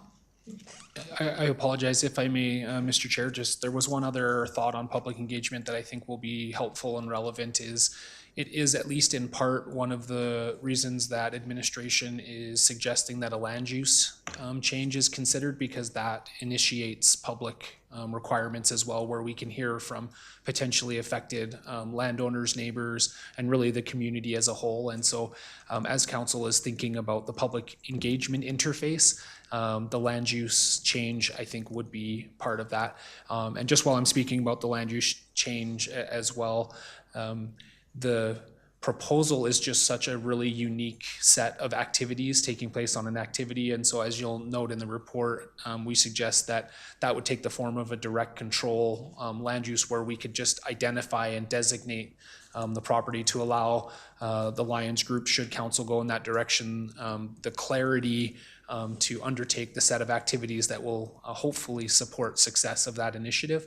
And then it also gives the public the chance to see, understand, and comment and give feedback through that process. So there are, as I referenced, the past elements of the Fifth Avenue site that were heavily informed by public engagement. There is also the proposal of a land use change, which would give another opportunity for the community to engage on something as critical. Administration shares the opinion of this being an important initiative on an important piece of property with important community partners. And we're hopeful that we can ensure we set that up for success and all that means. And the starting of that is setting council up for success in making that decision. Okay, on to Councillor Reid. Yeah. The measures of accountability. I was thinking my grandparents were homesteaders in Saskatchewan, had a big wheat farm. And when I was doing some family history, I recognized that as part of the condition of their homesteading, they had to have met certain requirements by a certain period of time. They had to clear some land and have built a building. Will there be measures of success in terms of accountability, that certain things have to be done by certain dates? And in this case, they had a couple of years to do that, and I think that, in 5 years out, the Lions should be in a place to be able to have shown some success. I'm sure they will. But would there be an escape clause if things did not go as planned in terms of that period of time? Is that the measures of accountability you're talking about, Michelle? Yes, through the chair to Councillor Reid. So that's exactly what we're talking about, making sure that we're having those conversations and understanding what the guiding principles and performance benchmarks and exit provisions would look like, and that they're built throughout the agreement, and we would be working collaboratively with the Cochrane Lions Group. Secondly, if I may, I apologize, Councillor Reid, just add to that. In understanding the Lions' request for a certain amount of autonomy on the site, which allows them to pursue business avenues, leveraging the long-term lease for financing and other types of things, we want to ensure that there's appropriate mechanisms for guiding the activities, as well as performance-related considerations. But it is going to need to be balanced against, if we encumber the lease with too many provisions, it could impact the ability of the Lions long-term. And so it will really need to be balanced in that way, which gives them enough opportunity to be flexible in how they approach that, but gives the community, certainty and confidence that if things don't go as the Lions plan, that there's an opportunity to move on at an appropriate time. Okay. Michelle, the second question I had was, I think the timelines are really ambitious. Do we have enough resources in administration to be able to to meet those timelines? Through the chair to Council Reid, yes, they are incredibly ambitious, and we would have to evaluate what our priorities are and put down something to make sure that we are keeping up with this timeline. Yeah, I'd be curious, and I suspect my colleagues would be as well, as what would take a back seat if this were to give up to that. And maybe there should be some discussion about if there's additional resources that can be contracted out to assist with this. The last comment I had was, I think we're getting to a position with public engagement that it's becoming more of a science than it is an art. And I think we've done a really good job in referencing some of the other agenda items tonight, just about what public engagement has meant for our community. And I'm sure that you'll give it the detail it is, but I think we've got it. We're getting it to a point where I think it is a science and not an art anymore. So thank you. Thank you. Okay, Councillor McFadden. Great, thank you very much. So first of all, I'm really glad that we are having this discussion, and I'm glad that we're having, first steps, certainly agree that we extend the lease so everybody has clarity for at least a year. And it's been, in my years in council, we've come to this point, various different times, different iterations. So at least a clarity for a year. But I think I was just looking through like the tri-site notes and being part of the council of the day that did that work, and how much public engagement went into visioning what that site was going to look like. And part of the tri-sites, I mean, we've got the innovation hub and the use of the old Esso bulk station is now the transit hub piece. We've talked about the library, and so, but this is such an important site, and it is really one of those sites that has so much value for our community, not only in our heart, but also it's such a significant, valuable piece of land, and for how we use it. And so when I was reflecting on the tri-site conversation, I mean, I think that conversation went on for well over a year. We brought in different stakeholder groups. I was trying to find the numbers of people that participated. And then doing my research, I mean, that was 2018, I think that final report came into play. And so since then, I was just running the numbers, like 9,000 more people have moved to Cochrane in that time, since we last talked about this site as a community. And so when I was first on council, that was just about the whole town. So for me, I'm glad we're having this conversation, but for me, it's the value of the Lions as an organization and as a service group. I mean, it cannot be understated what a positive difference they've made to our community. The rodeo is one of those things that's in my calendar. I don't even question whether, what's going on. That's one of those things that starts part of my year for me. And the addition of the events center, I mean, that's been such a great addition. And I'm really excited about their vision. But I think there's a little bit, I'd like us to do more engagement up front about what the community's vision is about the site. This is a great vision, but I think 37,000 people, 9,000 more people since last time we talked about it. Already the comments I've been getting in my inbox, aside from the plebiscite question, was like, can the traffic handle it? I already have trouble getting across the tracks. What about the people that live in the neighborhood?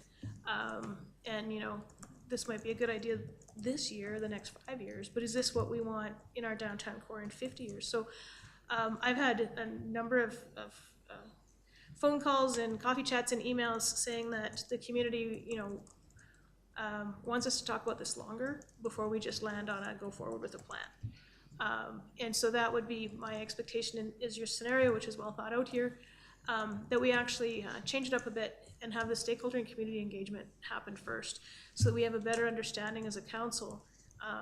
Is this where the community wants to go? Is this a vision that the community still has or wants to adapt to? And then roll out how we could make it best work as a partnership, as opposed to how I read this is kind of saying, we're gonna do it, how do you want us to do it? As opposed to, do you wanna do it? Then how do you want us to do it? So from my lens, certainly the folks I've been hearing from, I think we really need to take time and to do the public engagement right, and to reflect on what Council Reid has said. We've really upped our ante in public engagement, but from my lens, like, if we'd rolled out of the tri-sites, and this was a clear alignment, and this was the agreement, and this was, 7 years ago, I'd feel confident this was still in alignment with what the community wants. But 9,000 new people, we have a lot of conversation about traffic type things. And so my own personal lens, I mean, I just bought another horse. I'm all over making sure that we honor and engage with our Western heritage. But I think the community really wants to be part of this conversation. Okay, on to Councillor Flowers. Okay, I too was going to bring up the tri-site work.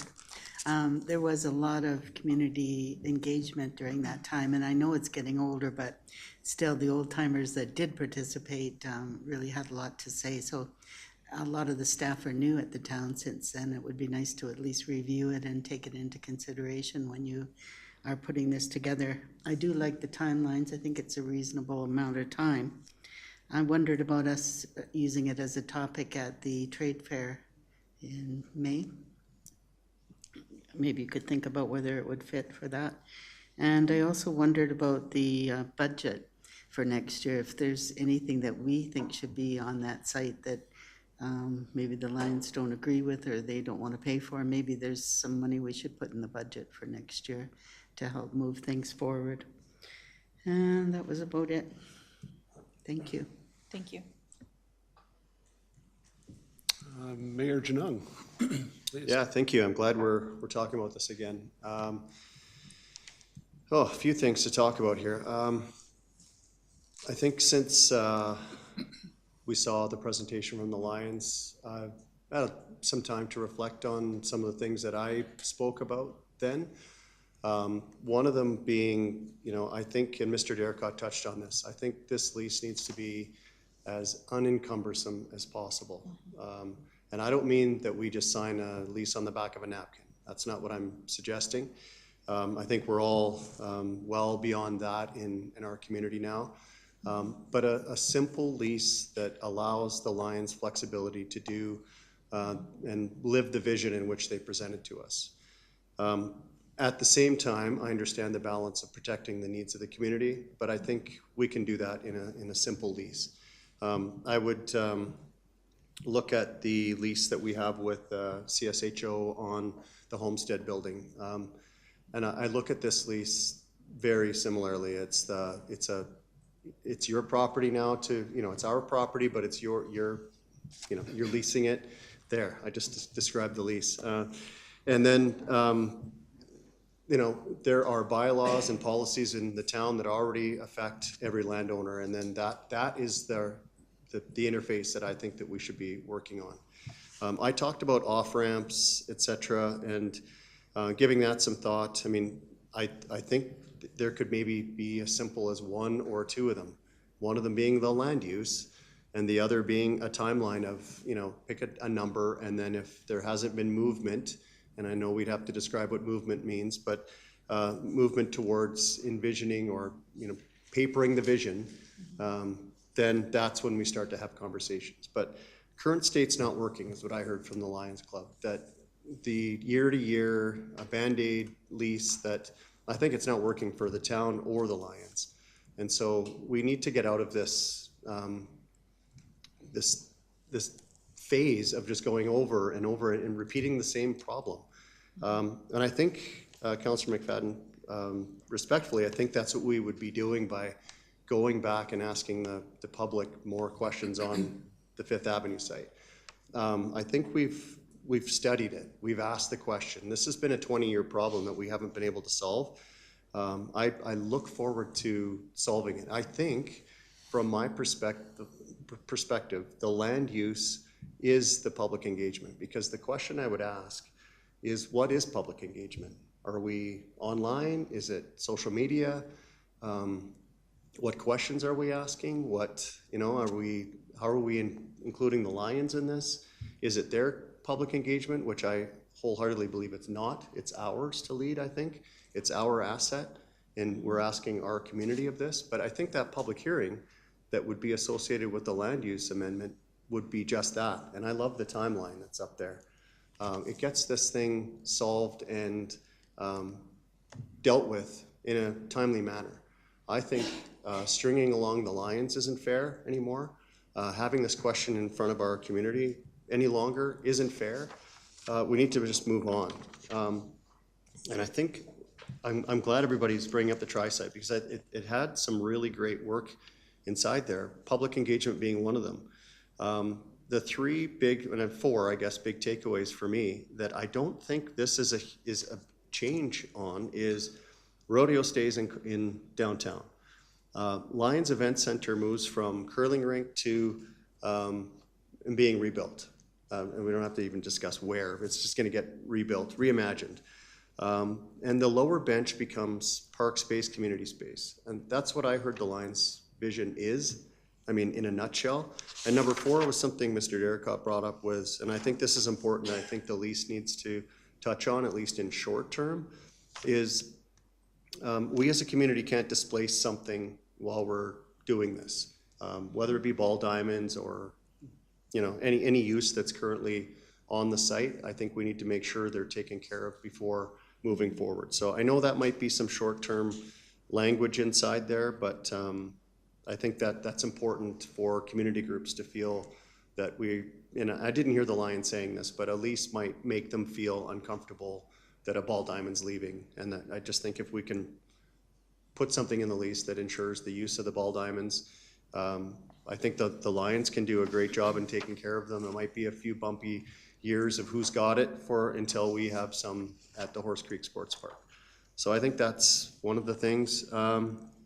I like the direct control land use. I think that's the best land use we have available to us.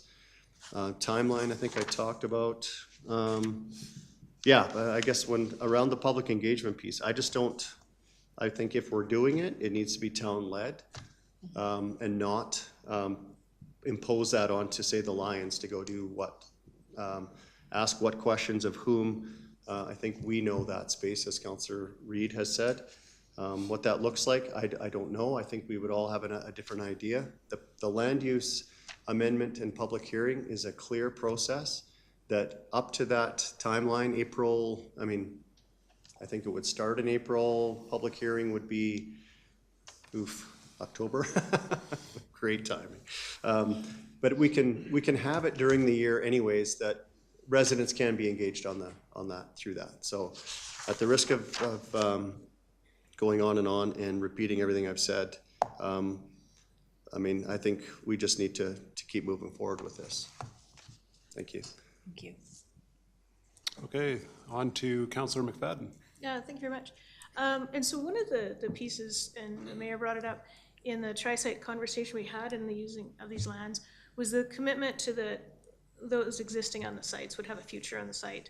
And so I know with the ball diamonds, there's the commitment there, and of course, big advocate of getting Horse Creek going as quickly as possible so that that's not a hang up anywhere. We also need more ball diamonds just because we need more ball diamonds. It's a busy place. But the actual, where I didn't get clarity is how the Boys and Girls Club is envisioned to be on the site or to be engaged.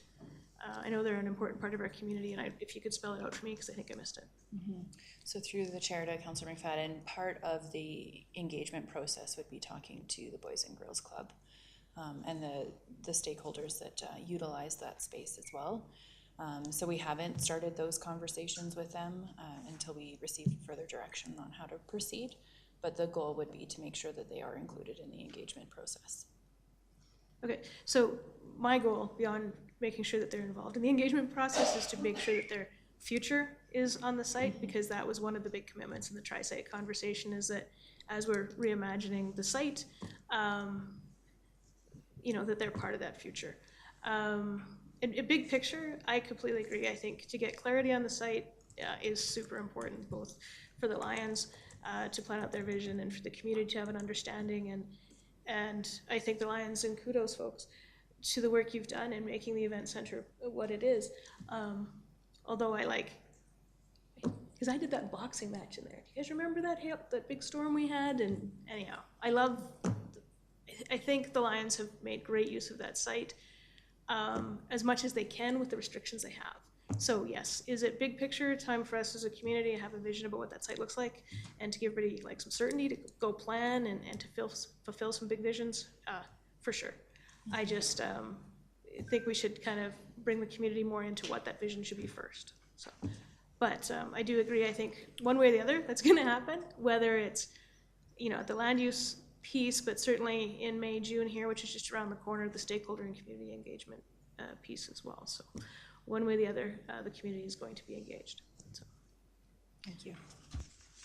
Councillor Flowers. And I'm glad you brought up the Boys and Girls Club, and they're very involved, I'm sure. But I also want to mention Seniors on the Bowl, because nobody ever mentions that group, and that was designated as part of the whole thing, so let's not forget about them. Thank you. Councillor Federico. Yeah, through Mr. Derek. One more quick question. Are we stuck to the timeline of key steps? Because I do feel that, I absolutely support keeping everything in place. I do find it a little frustrating or a little scary to think that this is going to become a major topic during an election year, when I'm unsure as to perhaps, and I wasn't at the meeting when the Lions presented, so I apologize. Does this need to be decided right now, or can it be extended into early 2026 as we go forward? You have a new council sitting around the table. They all have different thoughts. They have maybe a different thought process on what public engagement looks like. Like, to rush through the steps makes me nervous. I am more than willing to grant the Lions to stay kind of on the course as what they have. I realize it's maybe not the answer that they feel secure in, but honestly, I think that's the best outcome to keep them secure, as well as for the fact that to allow more engagement to happen. Yes, there was the tri-site study, it's 7, moving on 8 years ago, with a lot of different changes in our community, within our organizations, within perhaps maybe different thought process, even as council members, of what we want that, if we were to redo the tri-site study today, will we all have the same thought process as what we did 8 years ago? Probably not. I don't want to rush a decision that I don't know if it actually needs to be rushed, just as long as they feel secure. That makes me feel secure, and then we go from there. Or is there a reason why we're pushing this into a short type of deadline? So through the chair to Councillor Federico, the reason the timeline is presented the way it is just from the feedback that we had heard on February 3rd.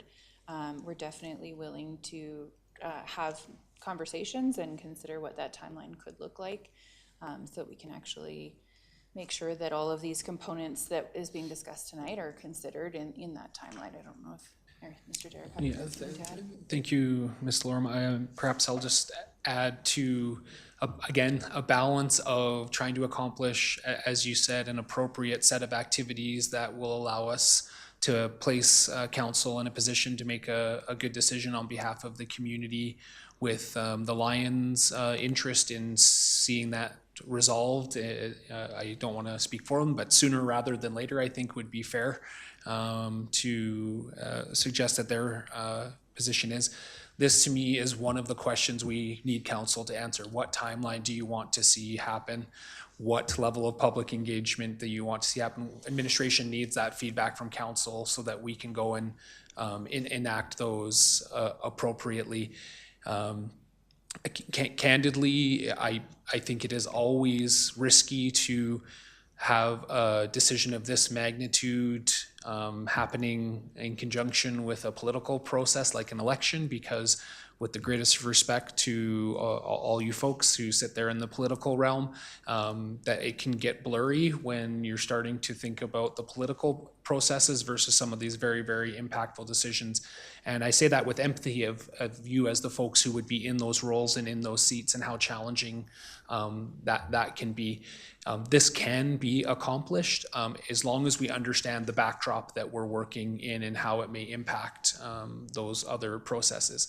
I will say, in terms of public engagement, whether or not there's a specific question on the ballot or not, there's no better public engagement than the election process. And to have that dialogue happening in the community, I think is, at that time, that's perhaps one of the positive takeaways. But I would suggest that we're just very, very conscious about how we set ourselves up in this timeline, for the community interests, for the Lions' interests as partners in this. I even think that working this all through while an active land use process is happening, while we're also building the lease, while we're also trying to do public engagement, that's a lot of things happening all at the same time, again, possible. But there are other alternatives that can be considered. All of this is to say, administration maintains that our objective here is based on the feedback we received from council, is to set up this process in the best possible way to achieve a long-term result for the Lions to enact the vision that they shared with council when they presented. So that's there's a lot of balancing and a lot of juggling that goes into that, and it's not a simple question for sure. I would say that if this timeline was going to be met, it's basically start your engines as of next Monday night and going at it pretty hard, pretty direct, without a lot of delay. As soon as we even ask for another month or so for some time to consider, which I think would be perfectly reasonable and at the prerogative of council, you can see how that pushes it closer to summer, closer to the election, and closer into some of these other processes that need to take place. So we don't have a tremendous amount of runway to do this. Again, I'm not sure all these comments have been very helpful, but I do think it is important that council considers them as they give some feedback here tonight. Councillor Fedeko, are you still on this topic? Or? Yeah, I 100% appreciate that perspective. I think it's an important one, and keep in mind that my personal opinion is one thing. My community opinion has to be weighed upon 30-some thousand people that live in Cochrane, and so to rush something makes me incredibly nervous. And it would be no matter whether it was this or it was another decision that comes in front of us. It can keep me up more than I'm already up at night these days. So it's just something that I need to be able to weigh in on and have a lot of deep thought on. So I appreciate that fact that perhaps maybe it's something that obviously us as council needs to sit down and talk about in the background on our own at this point. Councillor Reid. Yeah, Michelle, the tri-site document, the dated tri-site document has been referenced several times, and my recollection of that document, there was some information about a requirement for infrastructure, particularly water and sewage. My concern would be that if we don't take that into consideration while we get into this type of agreement, that we would then, council of the town might then subsequently be on a hook for additional support for those things that may not necessarily be what we want at that particular time. Would that be part of this review? Through the chair to Councillor Reid, yes, that would be part of this review. We would need to make sure that we're working with the capital infrastructure team to fully understand that. Mr. Hammond might be able to speak to that. Yes, and again, I have to comment, the Lions are great partners for our community. We've had discussions about that. They've indicated their willingness to continue to work with us, but it's critical to have that in agreement. So the complexity of this agreement, it's not a simple task. Right. So that's where we've suggested to take our time and get the best agreement for everyone. Yeah, I agree. And I think that if my recollection is that there was like millions of dollars to be able to do that water and sewage lines that direction. Admittedly, that might have been for the seniors complex that was originally proposed there, but nonetheless, I know those lines are dated in, so that would be a concern that I think needs to be taken into account. Councillor Reid, you are correct. It's not just because of the seniors facility. Those will have to be upgraded with other future development on this site or in the downtown core. Right. Thank you. Councillor Flowers. Just one more comment. I can't imagine leaving this to a new council. We've got to make the decision. We've been grappling with it for years. The Lions have been waiting carefully for it, and I just can't imagine putting it off. So yes, it's a lot of work, but the timeline I think is pretty well laid out. Councillor McFadden. Yes, so my lens on looking at the key steps is that the final agreement is the new council in the best case scenario, right? So in this current timeline, there's no way that this isn't one way or another a plebiscite question, right? Whether it's formally a plebiscite on a ballot or if it's what political candidates are talking about, it'll become an election issue. And I'm not sure that I'm quite convinced it does not do the Lions or the town or good planning put us anybody in a good position. I would much rather commit give the Lions a 3-year lease extension, whatever it might be, and then commit that the first thing we start doing in January is having this deliberate discussion about how we do this. Because this current timeline is just gonna lead, like, even if everybody around this table thought this was just the thing that we should do without any hesitation, the best we can do is put it on the other side of the election, which means, you know, nobody's gonna know for sure what the new council might do in November, December, when they're looking at that agreement. So I think it takes a really great idea that we should all talk about rationally and looking to the future, and makes it political. And I think that's a risk to everybody involved and to good planning. So my lens, honestly, is to take the timeline and postpone it and disengage it from the electoral cycle. Mayor Janung? Deputy Mayor, you haven't said a word yet. Do you want to, before we keep going around and around?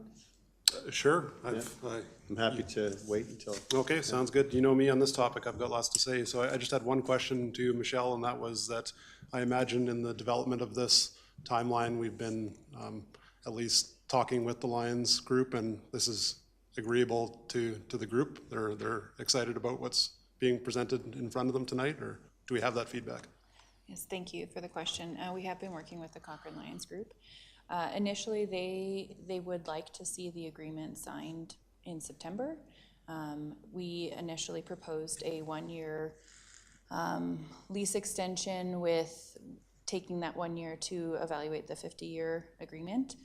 So this was our meet in the middle, per se, where we could still meet the timelines, but just recognizing the balance that we were trying to create for the Lions and for Cochrane.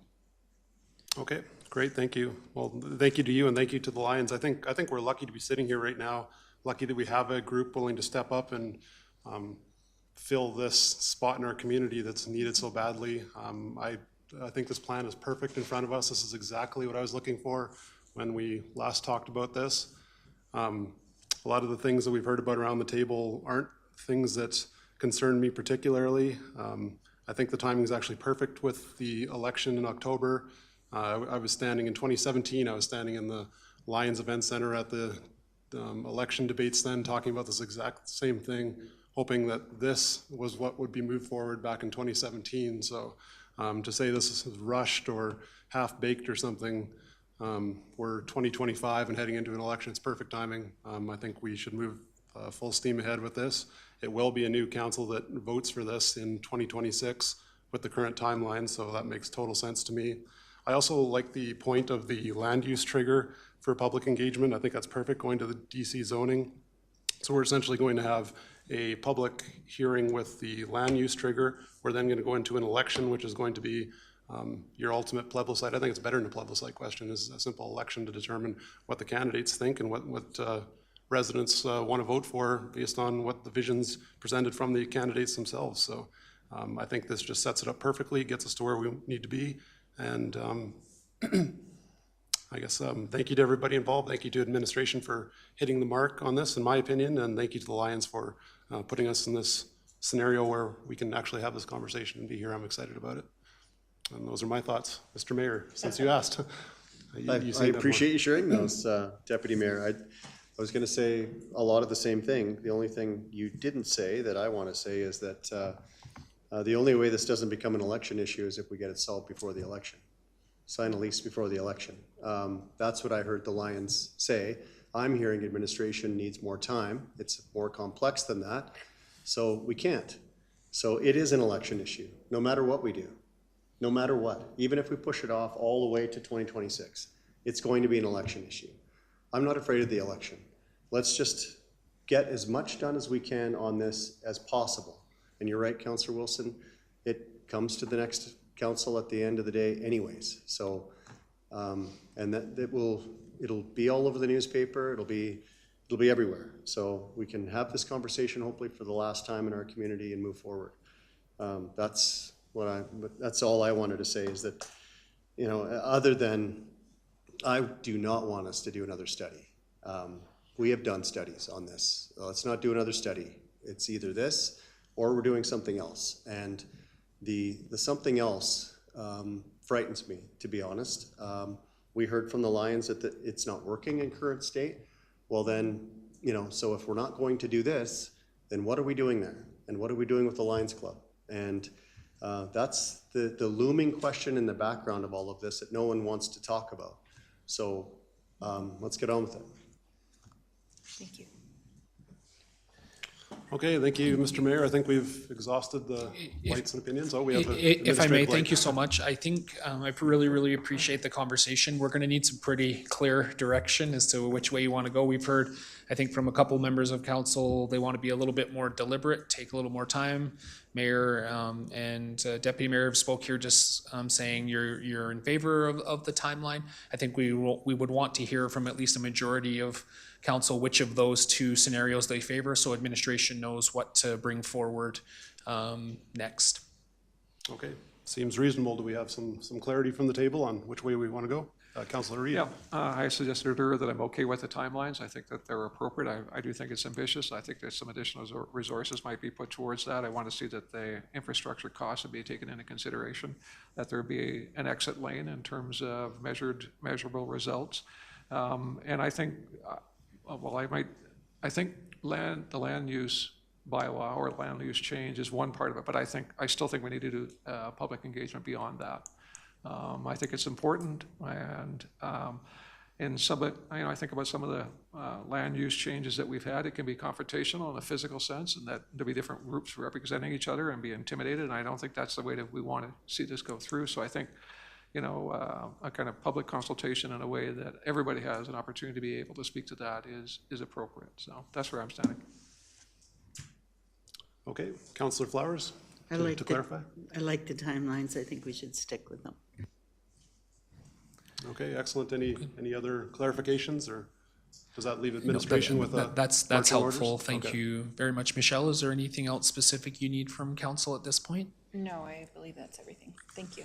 Okay, excellent. Thank you very much for the feedback. So we are moving on to 5D of our business. What we heard, Glenpatrick Drive Information Session 1. Can I call Drew Heineman, Executive Director of Development and Infrastructure Services, to the podium?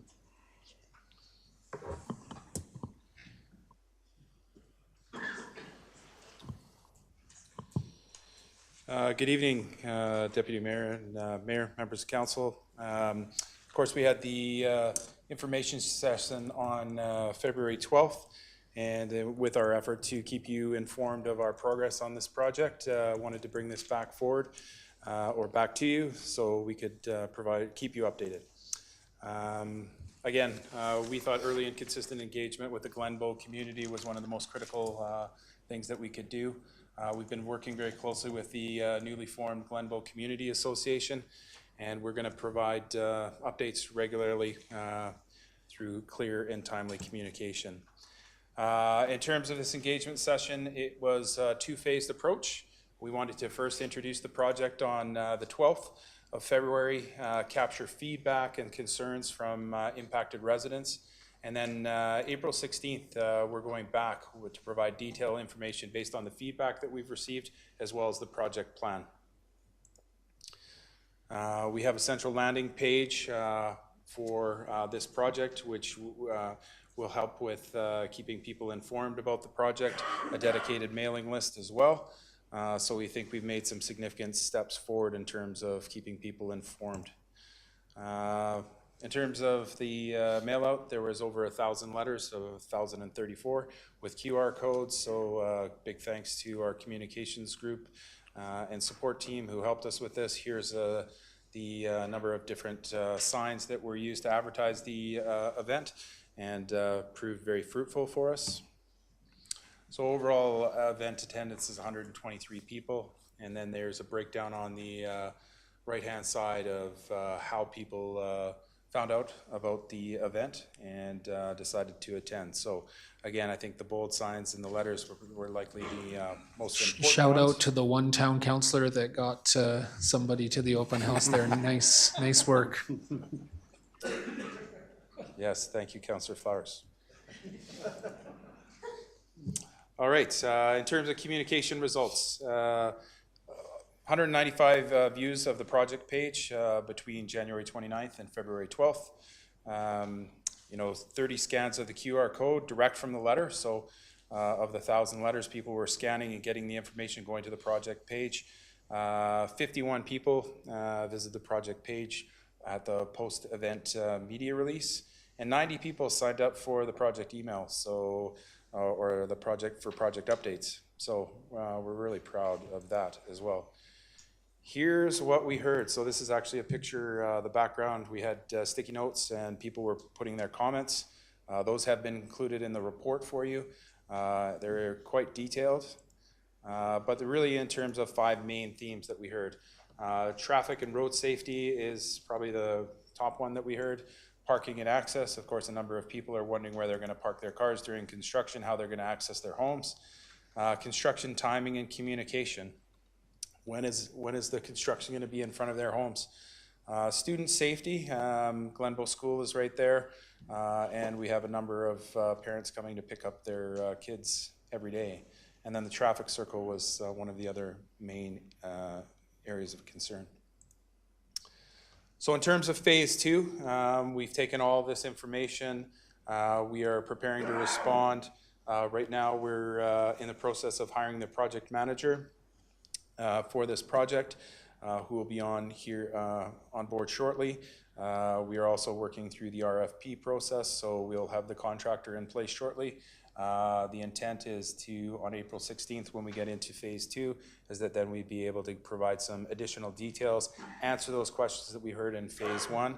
So again, we believe we have a good structure to have some good outcomes, and certainly I want to recognize the efforts of the Glenbow Community Association. They've been meeting with us regularly, and really happy to be collaborating with them. And then really the feedback that we've received is going to help shape this project. So again, really excited about it.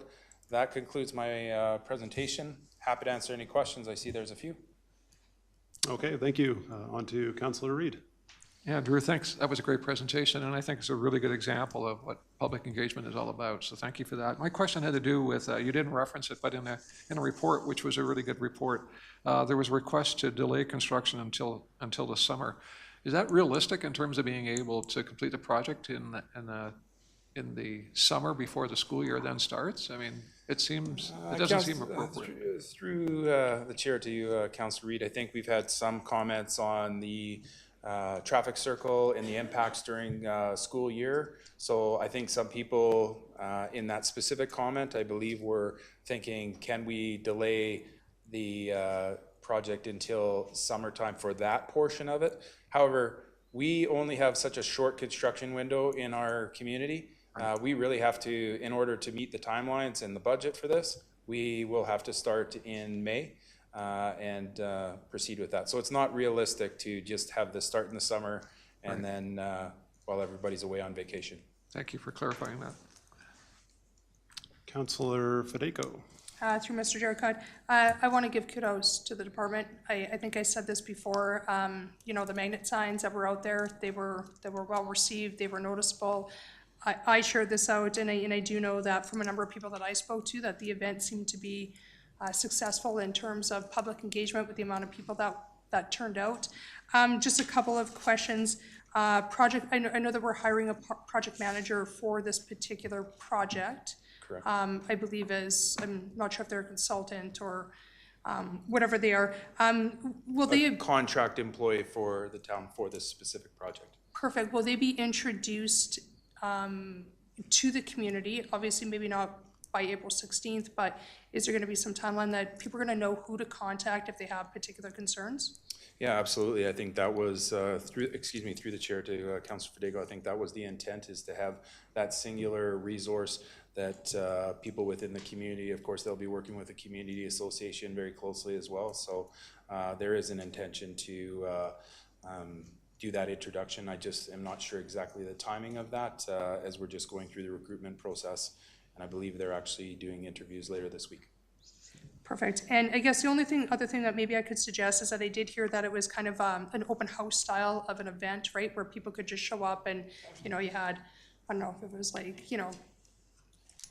vision boards of like what was happening, but perhaps maybe another way to direct this would be to have actually a question and answer period in a particular timeframe on April 16th where people can come in, and it's more, I guess, from the administrative side of things to be able to kind of get that timeline out there to the people, rather than, because I know some people felt that, you know, there was a number of people kind of buzzing around, but if you didn't actually particularly go up and ask your questions, I think some people maybe felt a little bit lost. So that's just more of a suggestion than it is anything else, not a critique.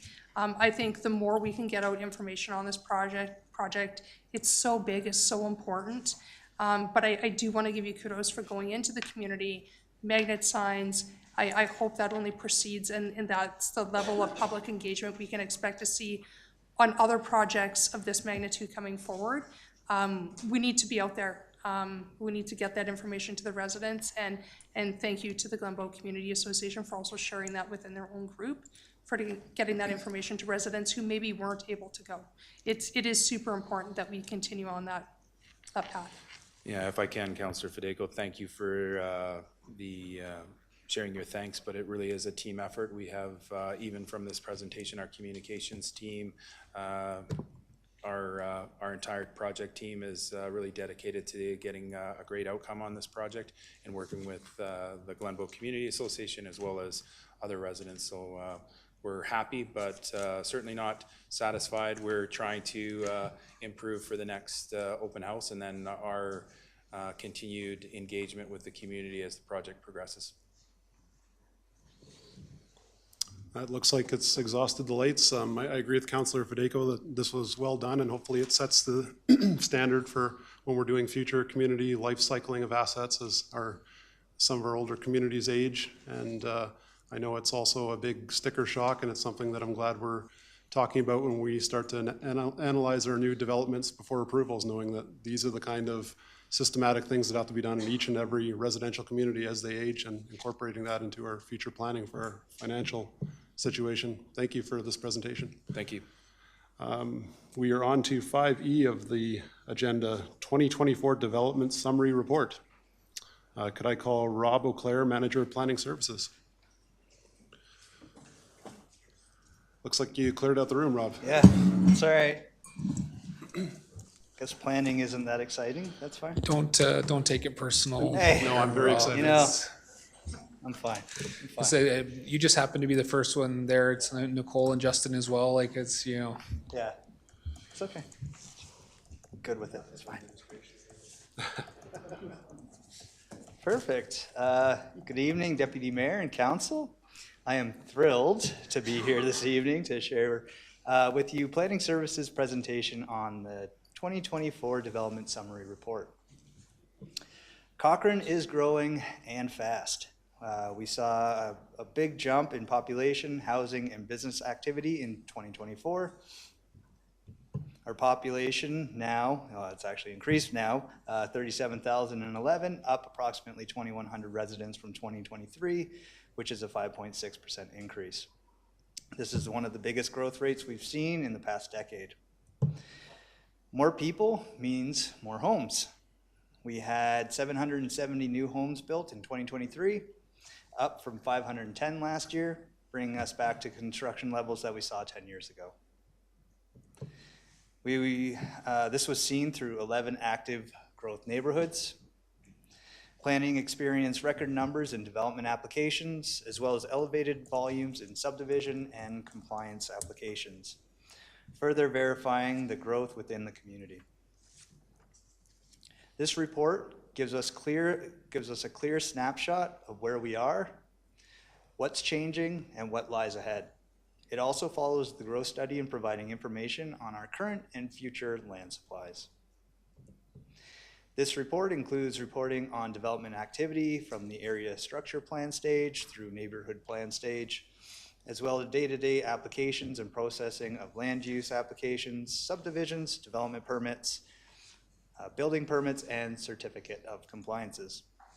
Planning then uses this information to project future population and how much land supply is available.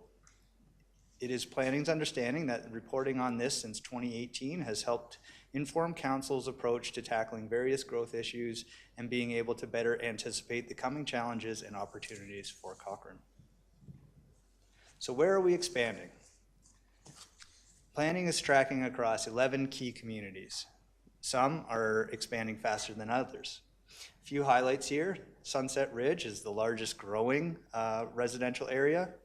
South Bow Landing has approximately 2,900 homes planned, plus large commercial and employment spaces.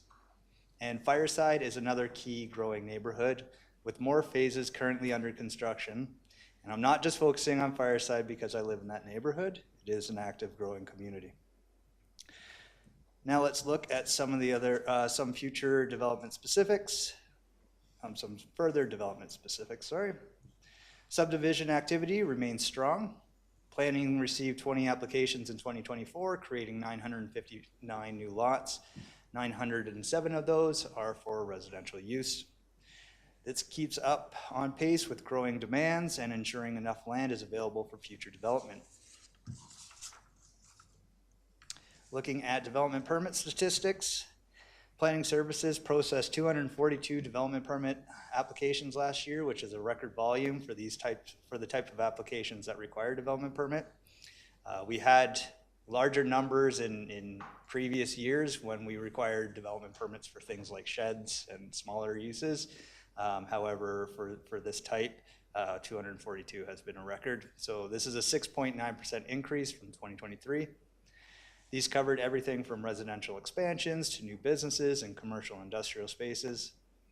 Businesses and non-residential development is steady. 40 permits were for commercial, industrial, and home-based businesses, on par with 2023. This includes new commercial buildings, expansions, commercial and industrial site changes. Planning has seen a sharp rise in accessory suites and multi-unit housing. Applications for secondary suites doubled to 95 this year, or in 2024, sorry. Multi-unit dwellings also doubled with 20 applications covering 648 units.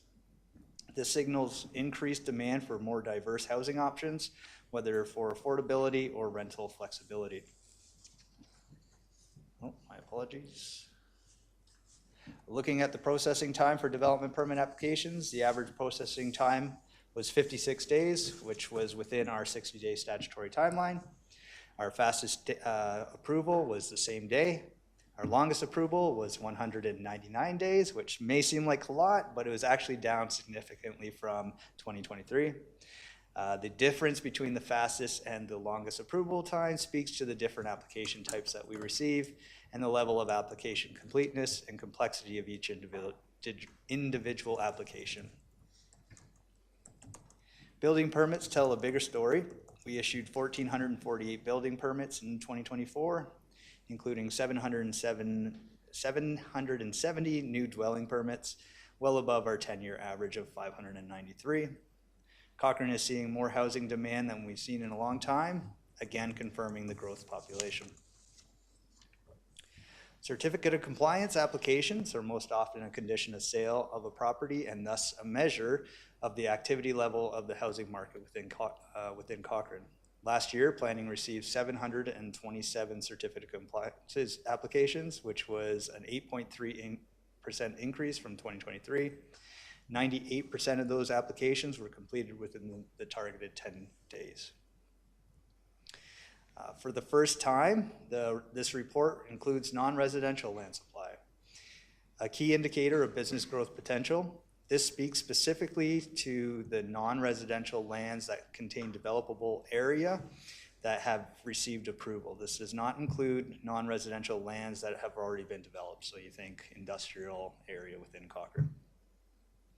The total available commercial and industrial lands across the 9 growth neighborhoods offering these lands is approximately 36 hectares. Where is the most land available for this business development? South Bow Landing has a lot, 19.5 hectares. It's a major mixed-use area in the making. Greystone has 8.5 hectares, prime for commercial and industrial use. And then Heritage Hills has 3.78 hectares, providing new business opportunities for the horizon. My apologies. This tells us that we have room for business expansion, but we need to keep an eye on demand to ensure that we're making smart zoning and land use decisions. So based on the current trends, how much land do we have left to develop? Please note that this slide is speaking specifically to residential growth. On the left of the slide, you'll see some stars next to the condensed planning hierarchy. These stars reflect where the supply terms meet the planning hierarchy. For example, the short-term supply, we have 2.4 to 2.7 years worth of land left.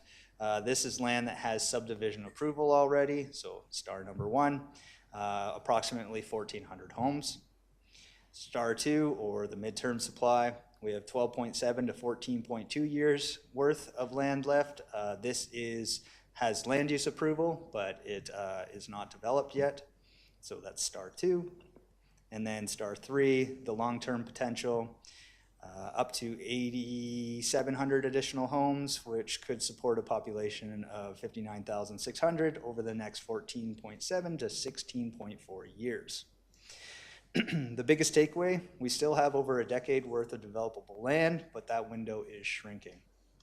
Last year, we had 16 years of land supply, and this year it's down to 12 to 14 years. If growth continues at this pace, we'll need to be strategic on how we plan for continued growth, ensuring alignment with Cochrane's goals within Envision Cochrane 2050. Cochrane is in a major growth phase with more people, more homes, and more business opportunities.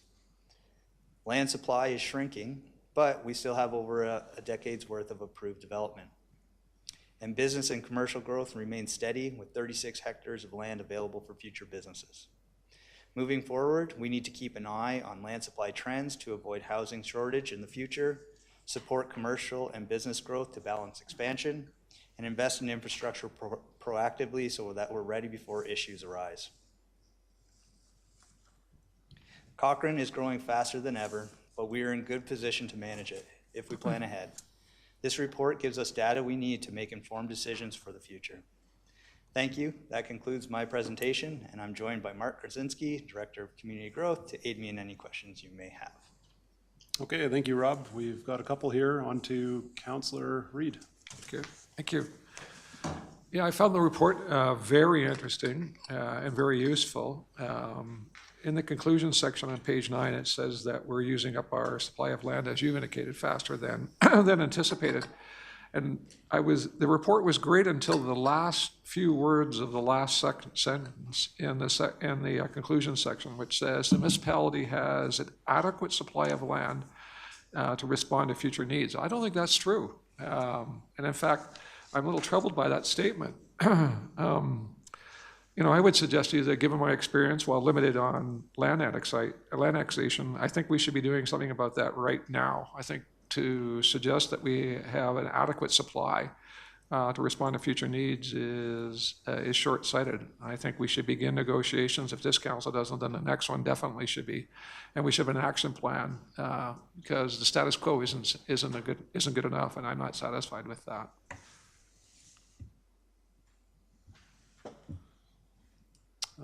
Councillor Federico? Through Mr. Derricott. I have a question. I 100% I see the growth that's out there. We're growing great guns. What are we doing to protect from a safety codes perspective, as well as to ensuring that our construction people are following suit on making sure they're meeting building codes as well as safety codes? I've got to tell you, in my other job is sometimes seeing people out there working on homes.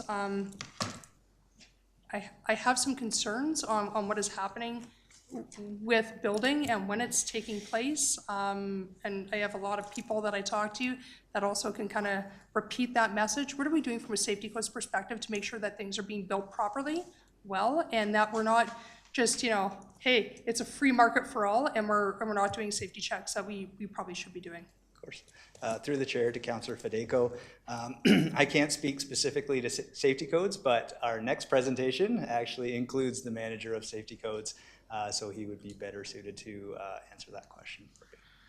Perfect. If I may, Councillor Fideko, through the chair, were you talking about health and safety related issues as well? I'm talking more about building practices and what's happening, going on out there. I honestly think, and this is no critique to administration or to anybody that works for the town, we have a lot of stuff going on, and nobody can be anywhere all the time. I have concerns of things that I've seen, driving the streets, wearing a different job hat, as well as like talking to people out there. Like is it, you know, complaint driven? Is it something else driven? Just honestly, there's only so many of us that can go around, but when you open up the gates and you have so much development happening everywhere, nobody can be everywhere all the time. And the fact is that we're probably not gonna see it right now.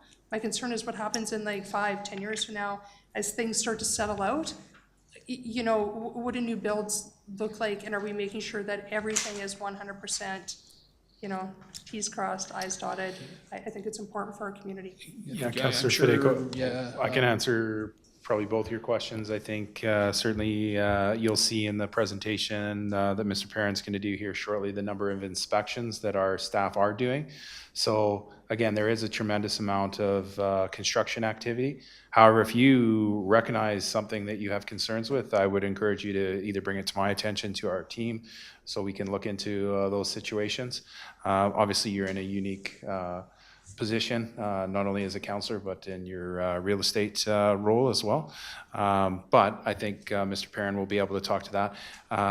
The other portion is really occupational health and safety. So if there's people working on roofs without appropriate safety equipment, again, there is a role for us, but again, there is also, it is an OH&S matter.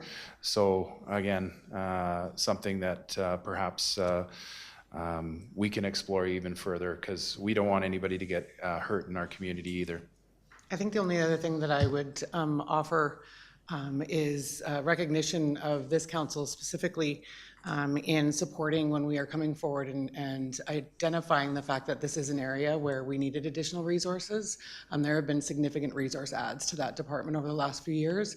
And I would say probably not, it's probably still a large load that that team is carrying, but they are certainly out there, and they are certainly a lot more of them out there than there have been in prior years.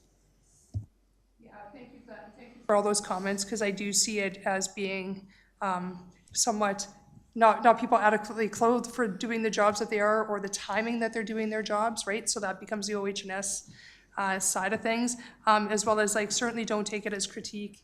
It is extraordinarily busy when you have that many things. I honestly believe things get overlooked not because they're meant to be overlooked. They become overlooked because you just don't have the number of resources to be able to adequately manage it all. So I appreciate the fact, and I can bring forward some things that I've heard in the community as well as things that I've seen.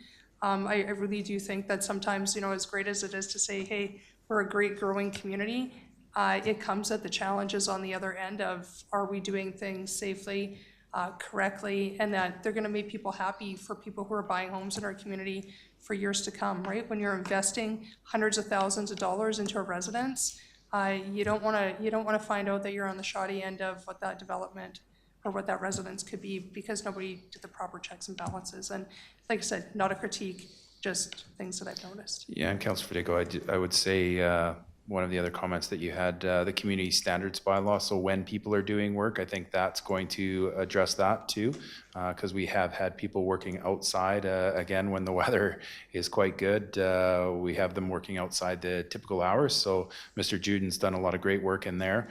But I would encourage you, if you do see something, and I'm sure Mr. Perrin's going to be able to comment on this as well. You know, his team goes in. I have a lot of confidence in that team in terms of it meeting building code. There's always the question of you know, some people in quality when they're looking at whether it meets code or it's a certain finishing. That is not a safety codes issue. So perhaps I'll leave that to Mr. Perrin though. On to Councillor McFadden. Excellent. Anyhow, kudos, gentlemen. I mean, I've liked the style of report since you first started bringing them. So anyhow, I love it. Thank you very much for this report and how it's laid out. I particularly like it because I can look at risks and trends and just ask you those questions. So the first one here was under the planning headline. You'd identified, and maybe I just read this wrong, changes to website have impacted customer service and quality of applications, working to provide better clarity. Is that the website has improved and life has improved, or it's something we need to focus on? Through the chair to Councillor McFadden, it's something that we are proactively looking to improve on. We want to reduce the amount of clicks that it's required to get the information for customers. In addition with that, we are looking at or working on our check sheets for all of our applications to ensure that all the information is plainly there and that we are getting the information that we require in order to process development permits and other applications in a timely manner. We are seeing that a lot in the level of completeness of the applications, that they come in incomplete, and that goes against our statutory timelines. Just if we have to go back and forth with applicants asking for more information. So we want to get all the information that we can up front so that, again, we are aggressively looking at those timelines and getting these applications out quicker.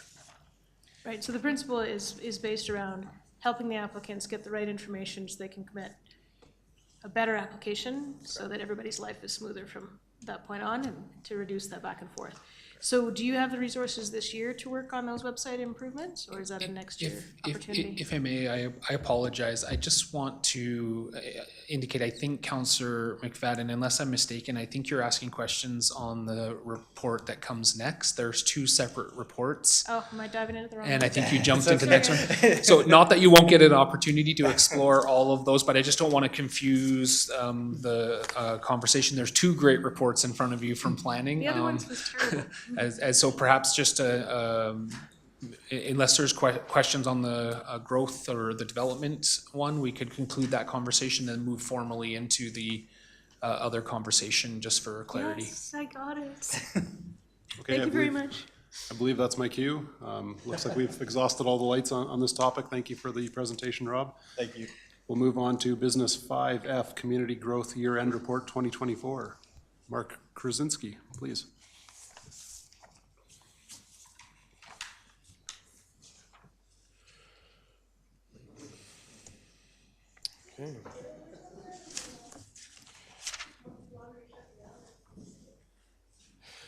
Okay. Good evening, Deputy Mayor and members of Council. Thank you for having us present Community Growth 2024 Annual Report this evening to Council. In 2023, I committed to periodic reporting to Council on the scope of work within the portfolio of community growth in Q1 and Q3 of every year. As per previous reports, this report follows a results-based accountability approach that focuses on the metrics that best represent how much, how well, and is anyone better off for each department over the subject period of time within community growth. 2024 got off to a challenging start with the departure of two key positions, Manager of Economic Development and Manager of Planning Services, as well as the need to implement a short-term sustainment plan in response to emerging risks at the station. This set the stage for an exciting, fast-paced year of resilience, change, progress, and growth in community growth. There are two primary themes that emerged as we looked back on 2024 that you will hear more about in the presentations to follow. The first was record-setting volumes of work. All three departments set all-time records for one or more lines of service in their respective portfolios. The second was relatively static resources in terms of technology, staffing, as well as efficiency and effectiveness of governance, risk, and control processes. Community growth had three primary objectives in 2024 as defined by the 24 to 26 budget approved by Council. Ensure Envision Cochrane 2050 maintained momentum and continued to advance on schedule and on budget.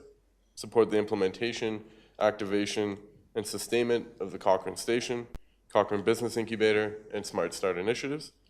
And implement risk mitigation strategies and resourcing plans to respond to emerging risks from 2023 by strengthening organizational resiliency and business continuity. Now I'm going to hand it over to Nicole Hanna, Manager of Economic Development, who will walk you through the results-based accountability year-end report for her department. After the completion of each report for each manager within community growth, there'll be an opportunity for questions. We'll be happy to answer any questions you have. Thank you. Nicole?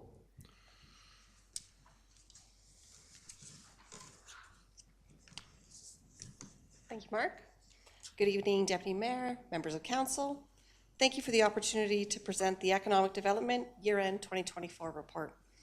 I will highlight economic growth, our progress, key partnerships, and emerging challenges. Economic growth in 2024 was exceptional, with a 77% year-over-year increase in new business applications, the highest on record. This reflects the confidence businesses have in Cochrane as a place to grow and thrive. As one of the key indicators of growth is our business license numbers. As of 2024, we have 2,396 active business licenses, an increase of 224 businesses operating in Cochrane compared to 2023. Our How Well focuses on our two newest programs in the business development service line of economic development.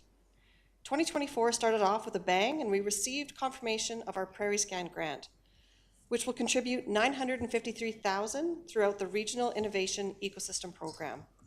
The Prairie Scan grant will provide funding to the town of Cochrane and Innovate Cochrane programs over 3 years.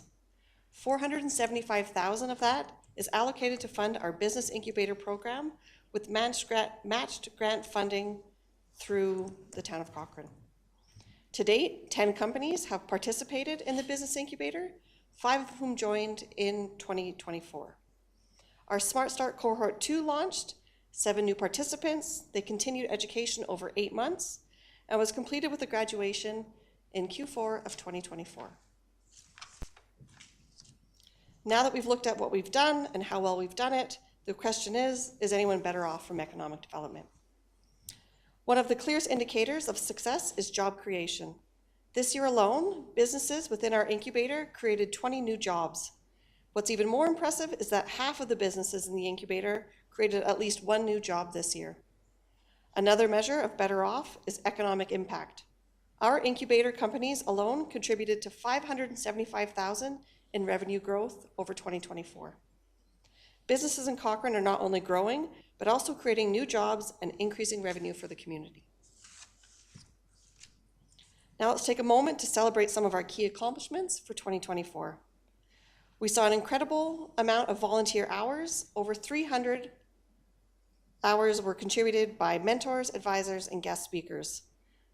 Our incubators saw the growth, $575,000 in new revenue, resulting in 20 new positions created. $952,000 in grant money from Prairie Scan to match our budget commitments. And finally, we're advancing post-secondary partnerships and opening up new opportunities for innovation and collaboration. As we look ahead, it's important to recognize the challenges that could impact our ability to sustain and grow economic development efforts. In 2024, economic development added a new service line with Smart Start and continued the advancement of the Cochrane Business Incubator while working on enhancing station programming. Emerging risks in economic development are all related to sustainability and business continuity. To address these risks, in 2025, economic development is focusing on a clearly defined scopes of work, a new economic development strategy, and the resources required to implement that. The year ahead. One of our biggest priorities this year is the development of a new long-term economic development strategy in alignment with the recently approved Envision Cochrane 2050. To support this, we're excited to share to Council first tonight that we have secured the NRED grant of $75,000 for matching funds for our economic development strategy. This will double the budget amount approved by Council for the new strategy to $150,000. We are also prioritizing the creation of a long-term station sustainment plan, and the station has proven to be an incredible asset, and this plan will ensure that its operations remain sustainable, allowing us to focus on other economic development resources where they're needed most. Supporting our entrepreneurs remains our core focus. Cohort 2 of Smart Start will launch this year, building on the success of our first group, and additionally we'll be welcoming in a new intake of companies into our business incubator. We have enhanced our programming, offering workshops, seminars, and resources. Thank you, and I look forward to making this work together. Up next is Rob Auclair, the Manager of Planning Services. Just a question in process here. Did we want to stop between each presentation for questions, or should we run through the whole list here before we engage? Through the chair, I think that is the discretion of council. I think we had organized just to do questions at the end, but it's entirely up to the discretion of council. Okay. Well, Councillor Reid, would you like to stop us just with that last presentation? Yeah, or if we continue could, on? just Okay. do between presentations, if that's all right. Okay. Yeah, so that was a great presentation on economic development. In particular, I think the success of the incubator, while some in our community were concerned that that might be a lost leader, the reality is that it's not. And it's a great news story, and I think we should be telling it locally to our community.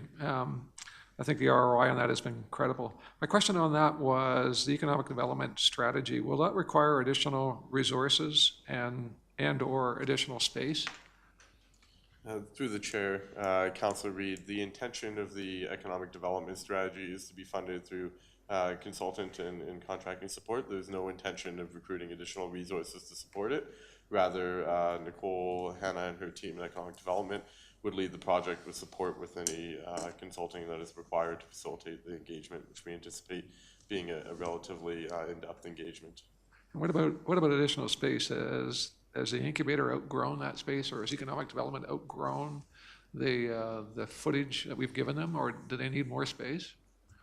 Through the chair, Councillor Reid, no, this isn't about finding additional space. This is more about looking at what else we want economic development to be responsible for, and its objectives in a medium to long term to inform what other lines of service we feel are valuable and desired by the community in order to support the economic development that we're aspiring to pursue, and also address any gaps between the existing economic development strategy and the goals and objectives of Envision Cochrane 2050. Great, thank you. Again, I think the incubator is a great news story that isn't told enough, and needs some, I don't know how we do it, but we need to get the word out to the community that it has more than paid for itself, and it's a great idea. Thank you.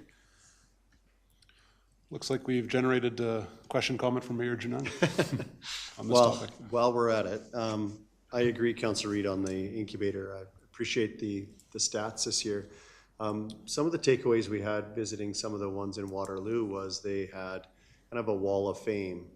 And I think that would be a good way of recognizing that. So how many jobs created, and it was more, like, there was a couple of different examples, but one was very good at highlighting the companies that have come out of it, so that promoted them into the future, but also amount of economic impact the incubators had on the community year over year. And I think that would be good to track somehow on a wall that would be public facing. But thank you for the report. It's really good. Councillor McFadden, thoughts on economic development? On this report? Thanks everyone for your patience. I appreciate that. And ditto, still a good report. I did want to identify, so again, to the emerging risk, you identify that there were some challenges around having to divert resources to support station operations.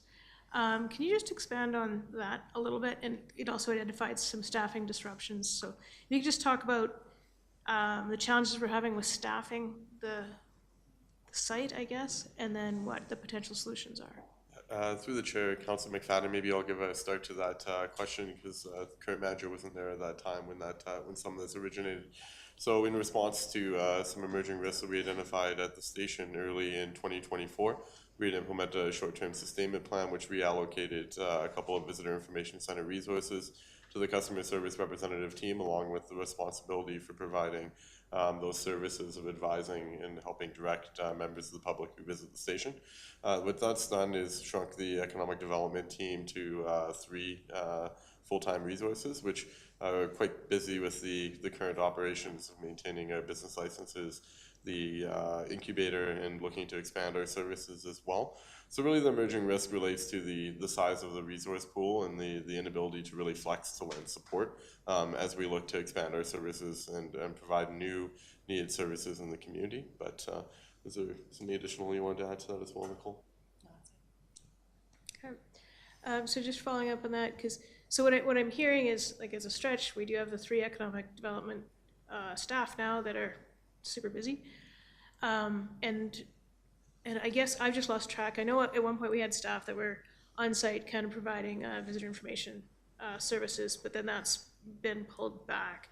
Is that going to return as a service, or is that on pause right now pending future resources? Through the chair, Councilor McFadden, those services haven't been paused. They're being provided by a different group, the customer service representatives, who've done a great job. I know Nicole's worked really closely with that team, as well as the former delegation that came tonight with Calandra, with Tourism Cochrane, who put on a series of courses to help educate and provide the training needed for those staff to help better understand the visitor services that are available within the community. We're looking to now move forward with completion of the economic development strategy, which will lay the foundations of what types of services we want to provide as a municipality through economic development, the roles and responsibilities of the various different partner groups so that we can have clarity and avoid duplication of effort between different groups that are all struggling with a finite amount of resources, in order to then inform what resources we need in the future to activate the additional services that are identified by council. But at this time, we are running quite lean, Nicole being one of the 3 resources I'm referencing, of course. If I could just provide some clarity around the transition of the resources. The resources that were transferred were not simply for the betterment or continuity of coverage at the station. It was also about making sure that we consistently had coverage for visitor center, because we were also challenged with the part-time role of those types of positions, and they were not full-time assets for economic development. They were targeted for the visitor center. Yeah. So there hasn't actually been resources taken away from economic development. I just want to clarify that narrative. We used resources and staffing that we had, and we allocated those dollars to get the biggest bang for our buck as far as coverage went and as far as continuity of service at the station went, while those staff were also still providing the information that were being provided by the previous staff. So the visitor information that was provided is still being provided by those frontline customer service representatives. Okay, Well, I appreciate that, and we did that intentionally while we were looking at what would the future of the visitor center and our role in that space be, and then that would be re-evaluated and designed by the team that is presenting to you this evening. Okay, so yeah, and I think that's where my question was coming from, was that visitor services facing aspect that was, I don't know, appeared to disappear, so I might have the history of that wrong. But then looking ahead on the visitor services, because I think that's really a key program to be providing out of that space. When you walk into that, it's kind of an expectation. And so as you're looking forward into your plan, are you looking to, like, it seems to me like an opportunity would be to partner with tourism to kind of, be the face of that. Is that part of your consideration as you're developing your future plan? Yeah, through the chair, Councilor McFadden, that is part of the consideration. When we returned to council in Q4, I believe, Q3, Q4 of last year, to lay the foundations for a long-term sustainment plan. Part of that involved additional engagement with Cochrane Tourism. Some of our initial engagements have identified a transition of how tourists consume the visitor information center information from a face-to-face to a more digital type platform. So there's some very high-level early stages discussions going on too about what the mechanism and method for most efficiently and effectively providing information to visitors is, which may change and transition the nature in which tourists interact with information about the municipality, but ensuring that they still have a range of alternatives to access that information. Okay. All right, thank you very much. Okay. That's that section, thank you. Yep, sounds good. It looks like we can proceed on with the presentation. Sorry to interrupt. No, thank you. Thank you, Nicole. Good evening once again, Deputy Mayor and Council. As I provided a lot of this information in my previous presentation, I will focus my efforts on planning the services planning provides beyond the specifics outlined in the development summary report. This chart shows the number of development permits, compliance, and council reports submitted over the past several years.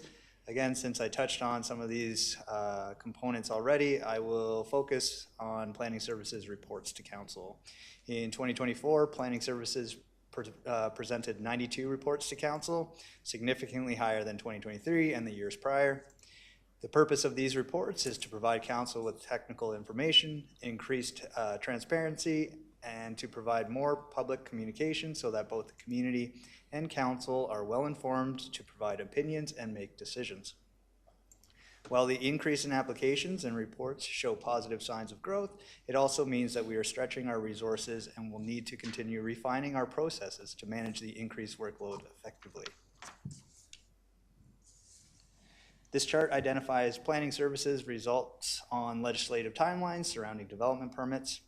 While planning's average processing times are within the legislative requirements, in 2024, planning services only met the MGA timelines 56 and 59% of the time, depending on the deemed complete and the notice of decision dates. While we are exceeding the legislated timelines, it is important to note that the increase in applications and required reports have stretched our resources, contributing to these longer process times. This, coupled with the concerns on application quality, application complexity, level of organizational involvement, and delay in applicant response times, contributes to these elevated timelines.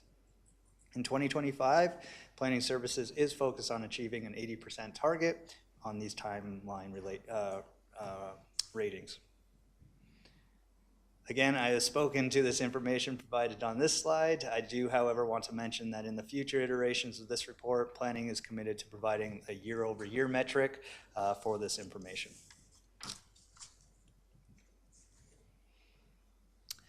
We're proud of our accomplishments this year, including record volumes of applications with a reduced staff complement than in previous years.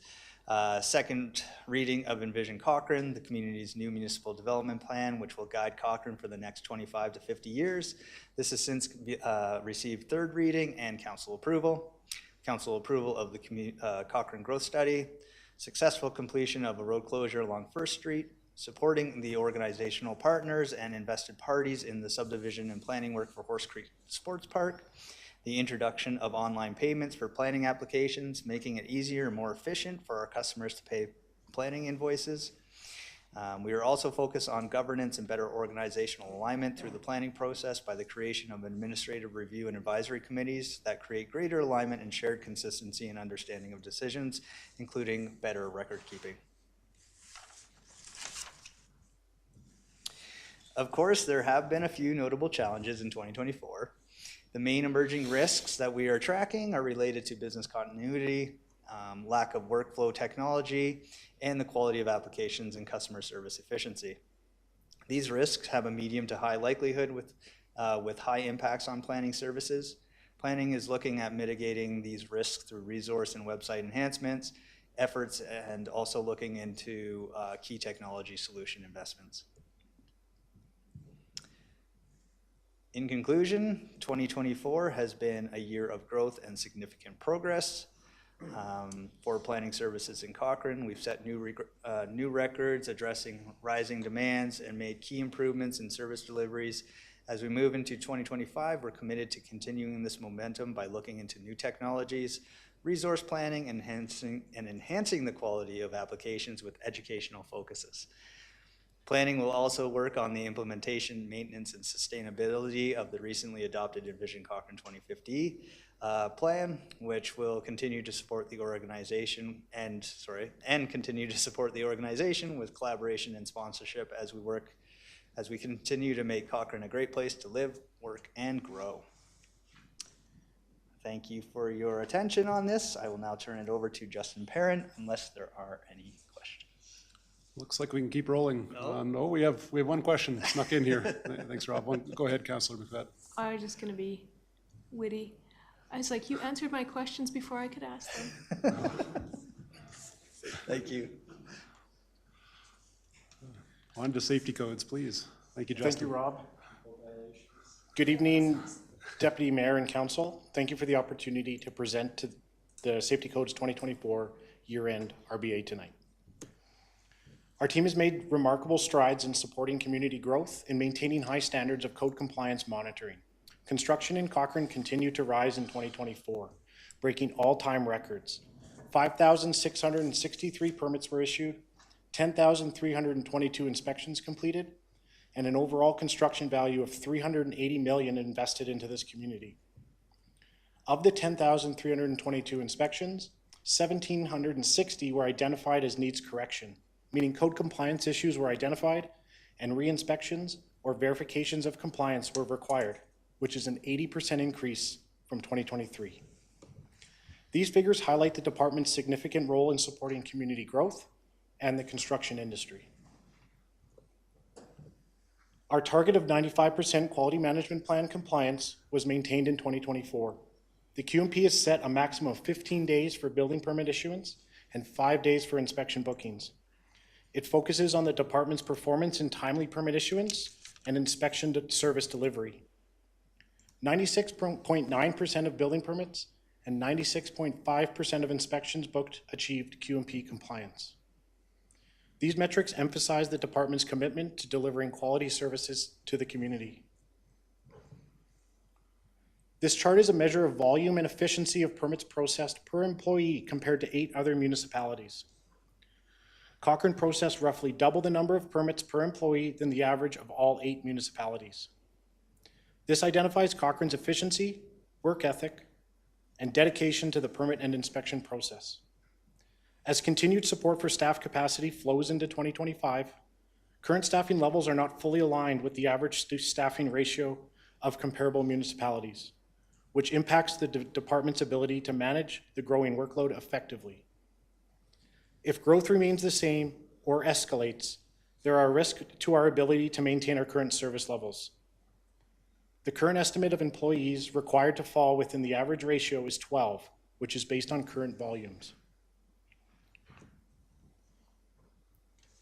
In 2024, key accomplishments included onboarding a new SCO position, maintaining QMP compliance above target levels, deploying an update to our permit software to increase efficiencies, and supporting staff's education goals through Safety Codes officer courses. Significant risks facing the department is related to business continuity and rising non-compliance rates. With the rapid growth of the community, the department is feeling the strain of existing resourcing. Declining contract agency availability and challenges with recruitment and retention of the qualified personnel are placing pressure on the team's ability to meet service demands. This puts additional stress on existing staff, especially as permits and inspections continue to rise. To mitigate these risks, additional positions will be required to ensure that we maintain operational resilience, high service levels, and the ability to manage both current and future demands.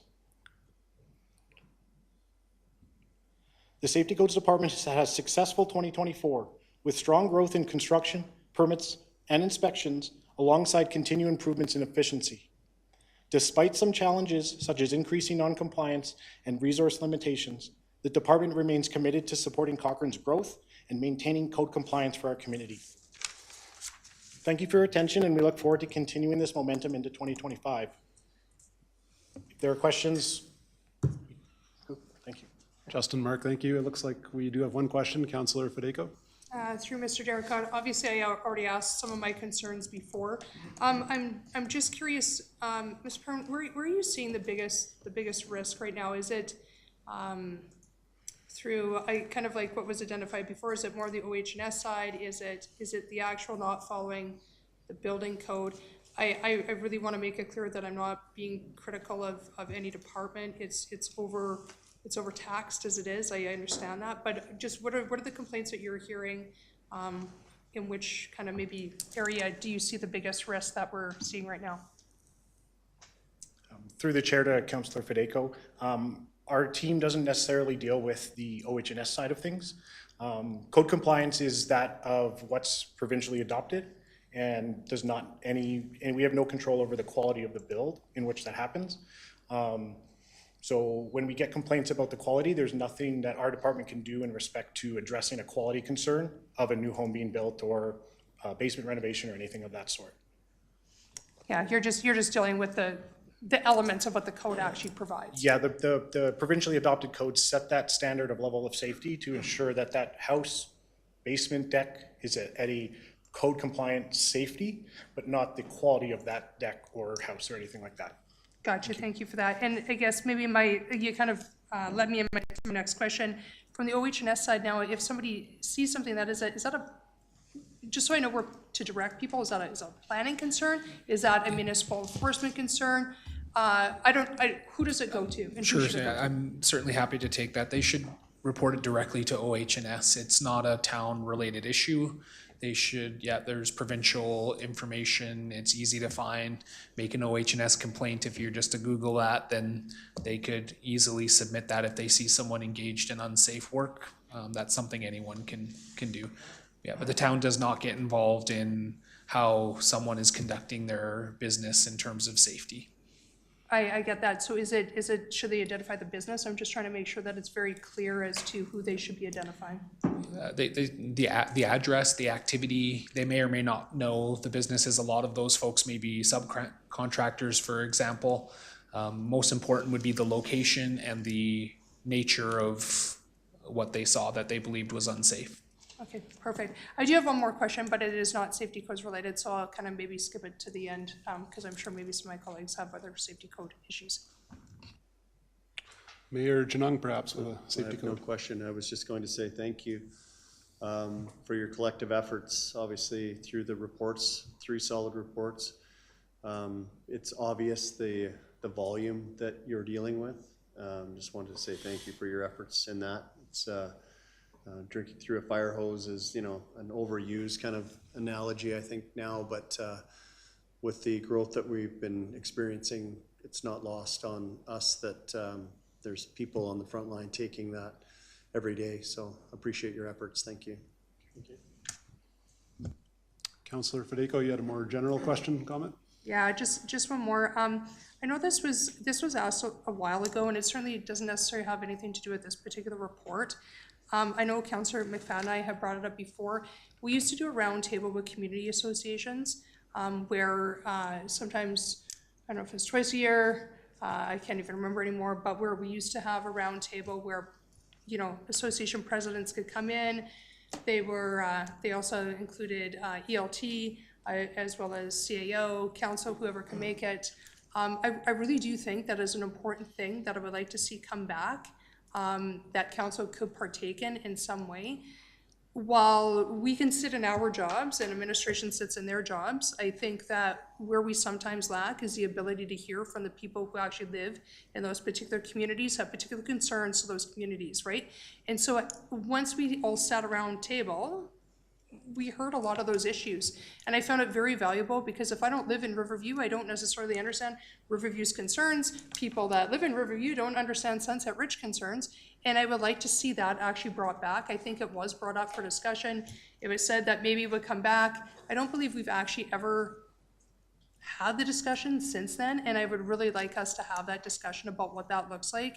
And especially with a new council coming in, it's going to be super important that whoever sits around this table has a great understanding and also interacting with those community association presidents. I would like to see this brought back ASAP. I don't understand why it can't happen. I get it that there are resources of people staying overtime and having to, you know, put out a night. So do we, if we sit around the table too. So I just think it's really important for us to hear that information from the front lines of people living in those areas. Not that it has to do with this report, though. Yeah. Thank you. I think, gentlemen, you're free to leave the podium there. And at the discretion of the chair, and certainly typically we don't engage in a new topic. It's not on the agenda or anything like that. I'm happy to just comment briefly on that. I think Councillor McFadden, I'll leave for you to add a little bit to this. I think I know where you're probably going with that, but the very short answer is this: is that the community association engagement is active and ongoing, and we regularly connect and work with the associations. The last time we had this conversation, and I reiterate this and maintain this, is that council members at any time are free to engage with the community associations and to meet with them. That's never been prohibited. It's certainly not a resource issue or anything like that. There was some disruptive changes to that through COVID, et cetera, and that just program had never restarted in that exact fashion under which it had operated before. So I think Councillor McFadden will likely have something to add to that. Yeah, that was certainly an element that I've appreciated. So coming to a notice of motion near you. I just recently, Friday, submitted a civics notice of motion that encompasses that, asking for terms of reference for that to kind of spell that out. It has a list of some other ideas. I was going to send it onward to folks for some support there, but yeah, I have a notice of motion coming forward that addresses that, as well as 2 other ones, and I'll forward those to my colleagues as a bit of heads up before it comes back to you officially, I guess. But we're in sync on that one. Well, it looks like we've exhausted the lights, so thank you to Mark and Rob and the community growth team for that update. I appreciated the slides especially that had the accomplishments and risk assessments on them. I thought that was very useful for the group. On behalf of council, thank you. It looks like on my master sheet here, we have no more business, no closed session. And so if it pleases the table, I can just use this gavel to say meeting adjourned. It appears to, okay. Adjourned.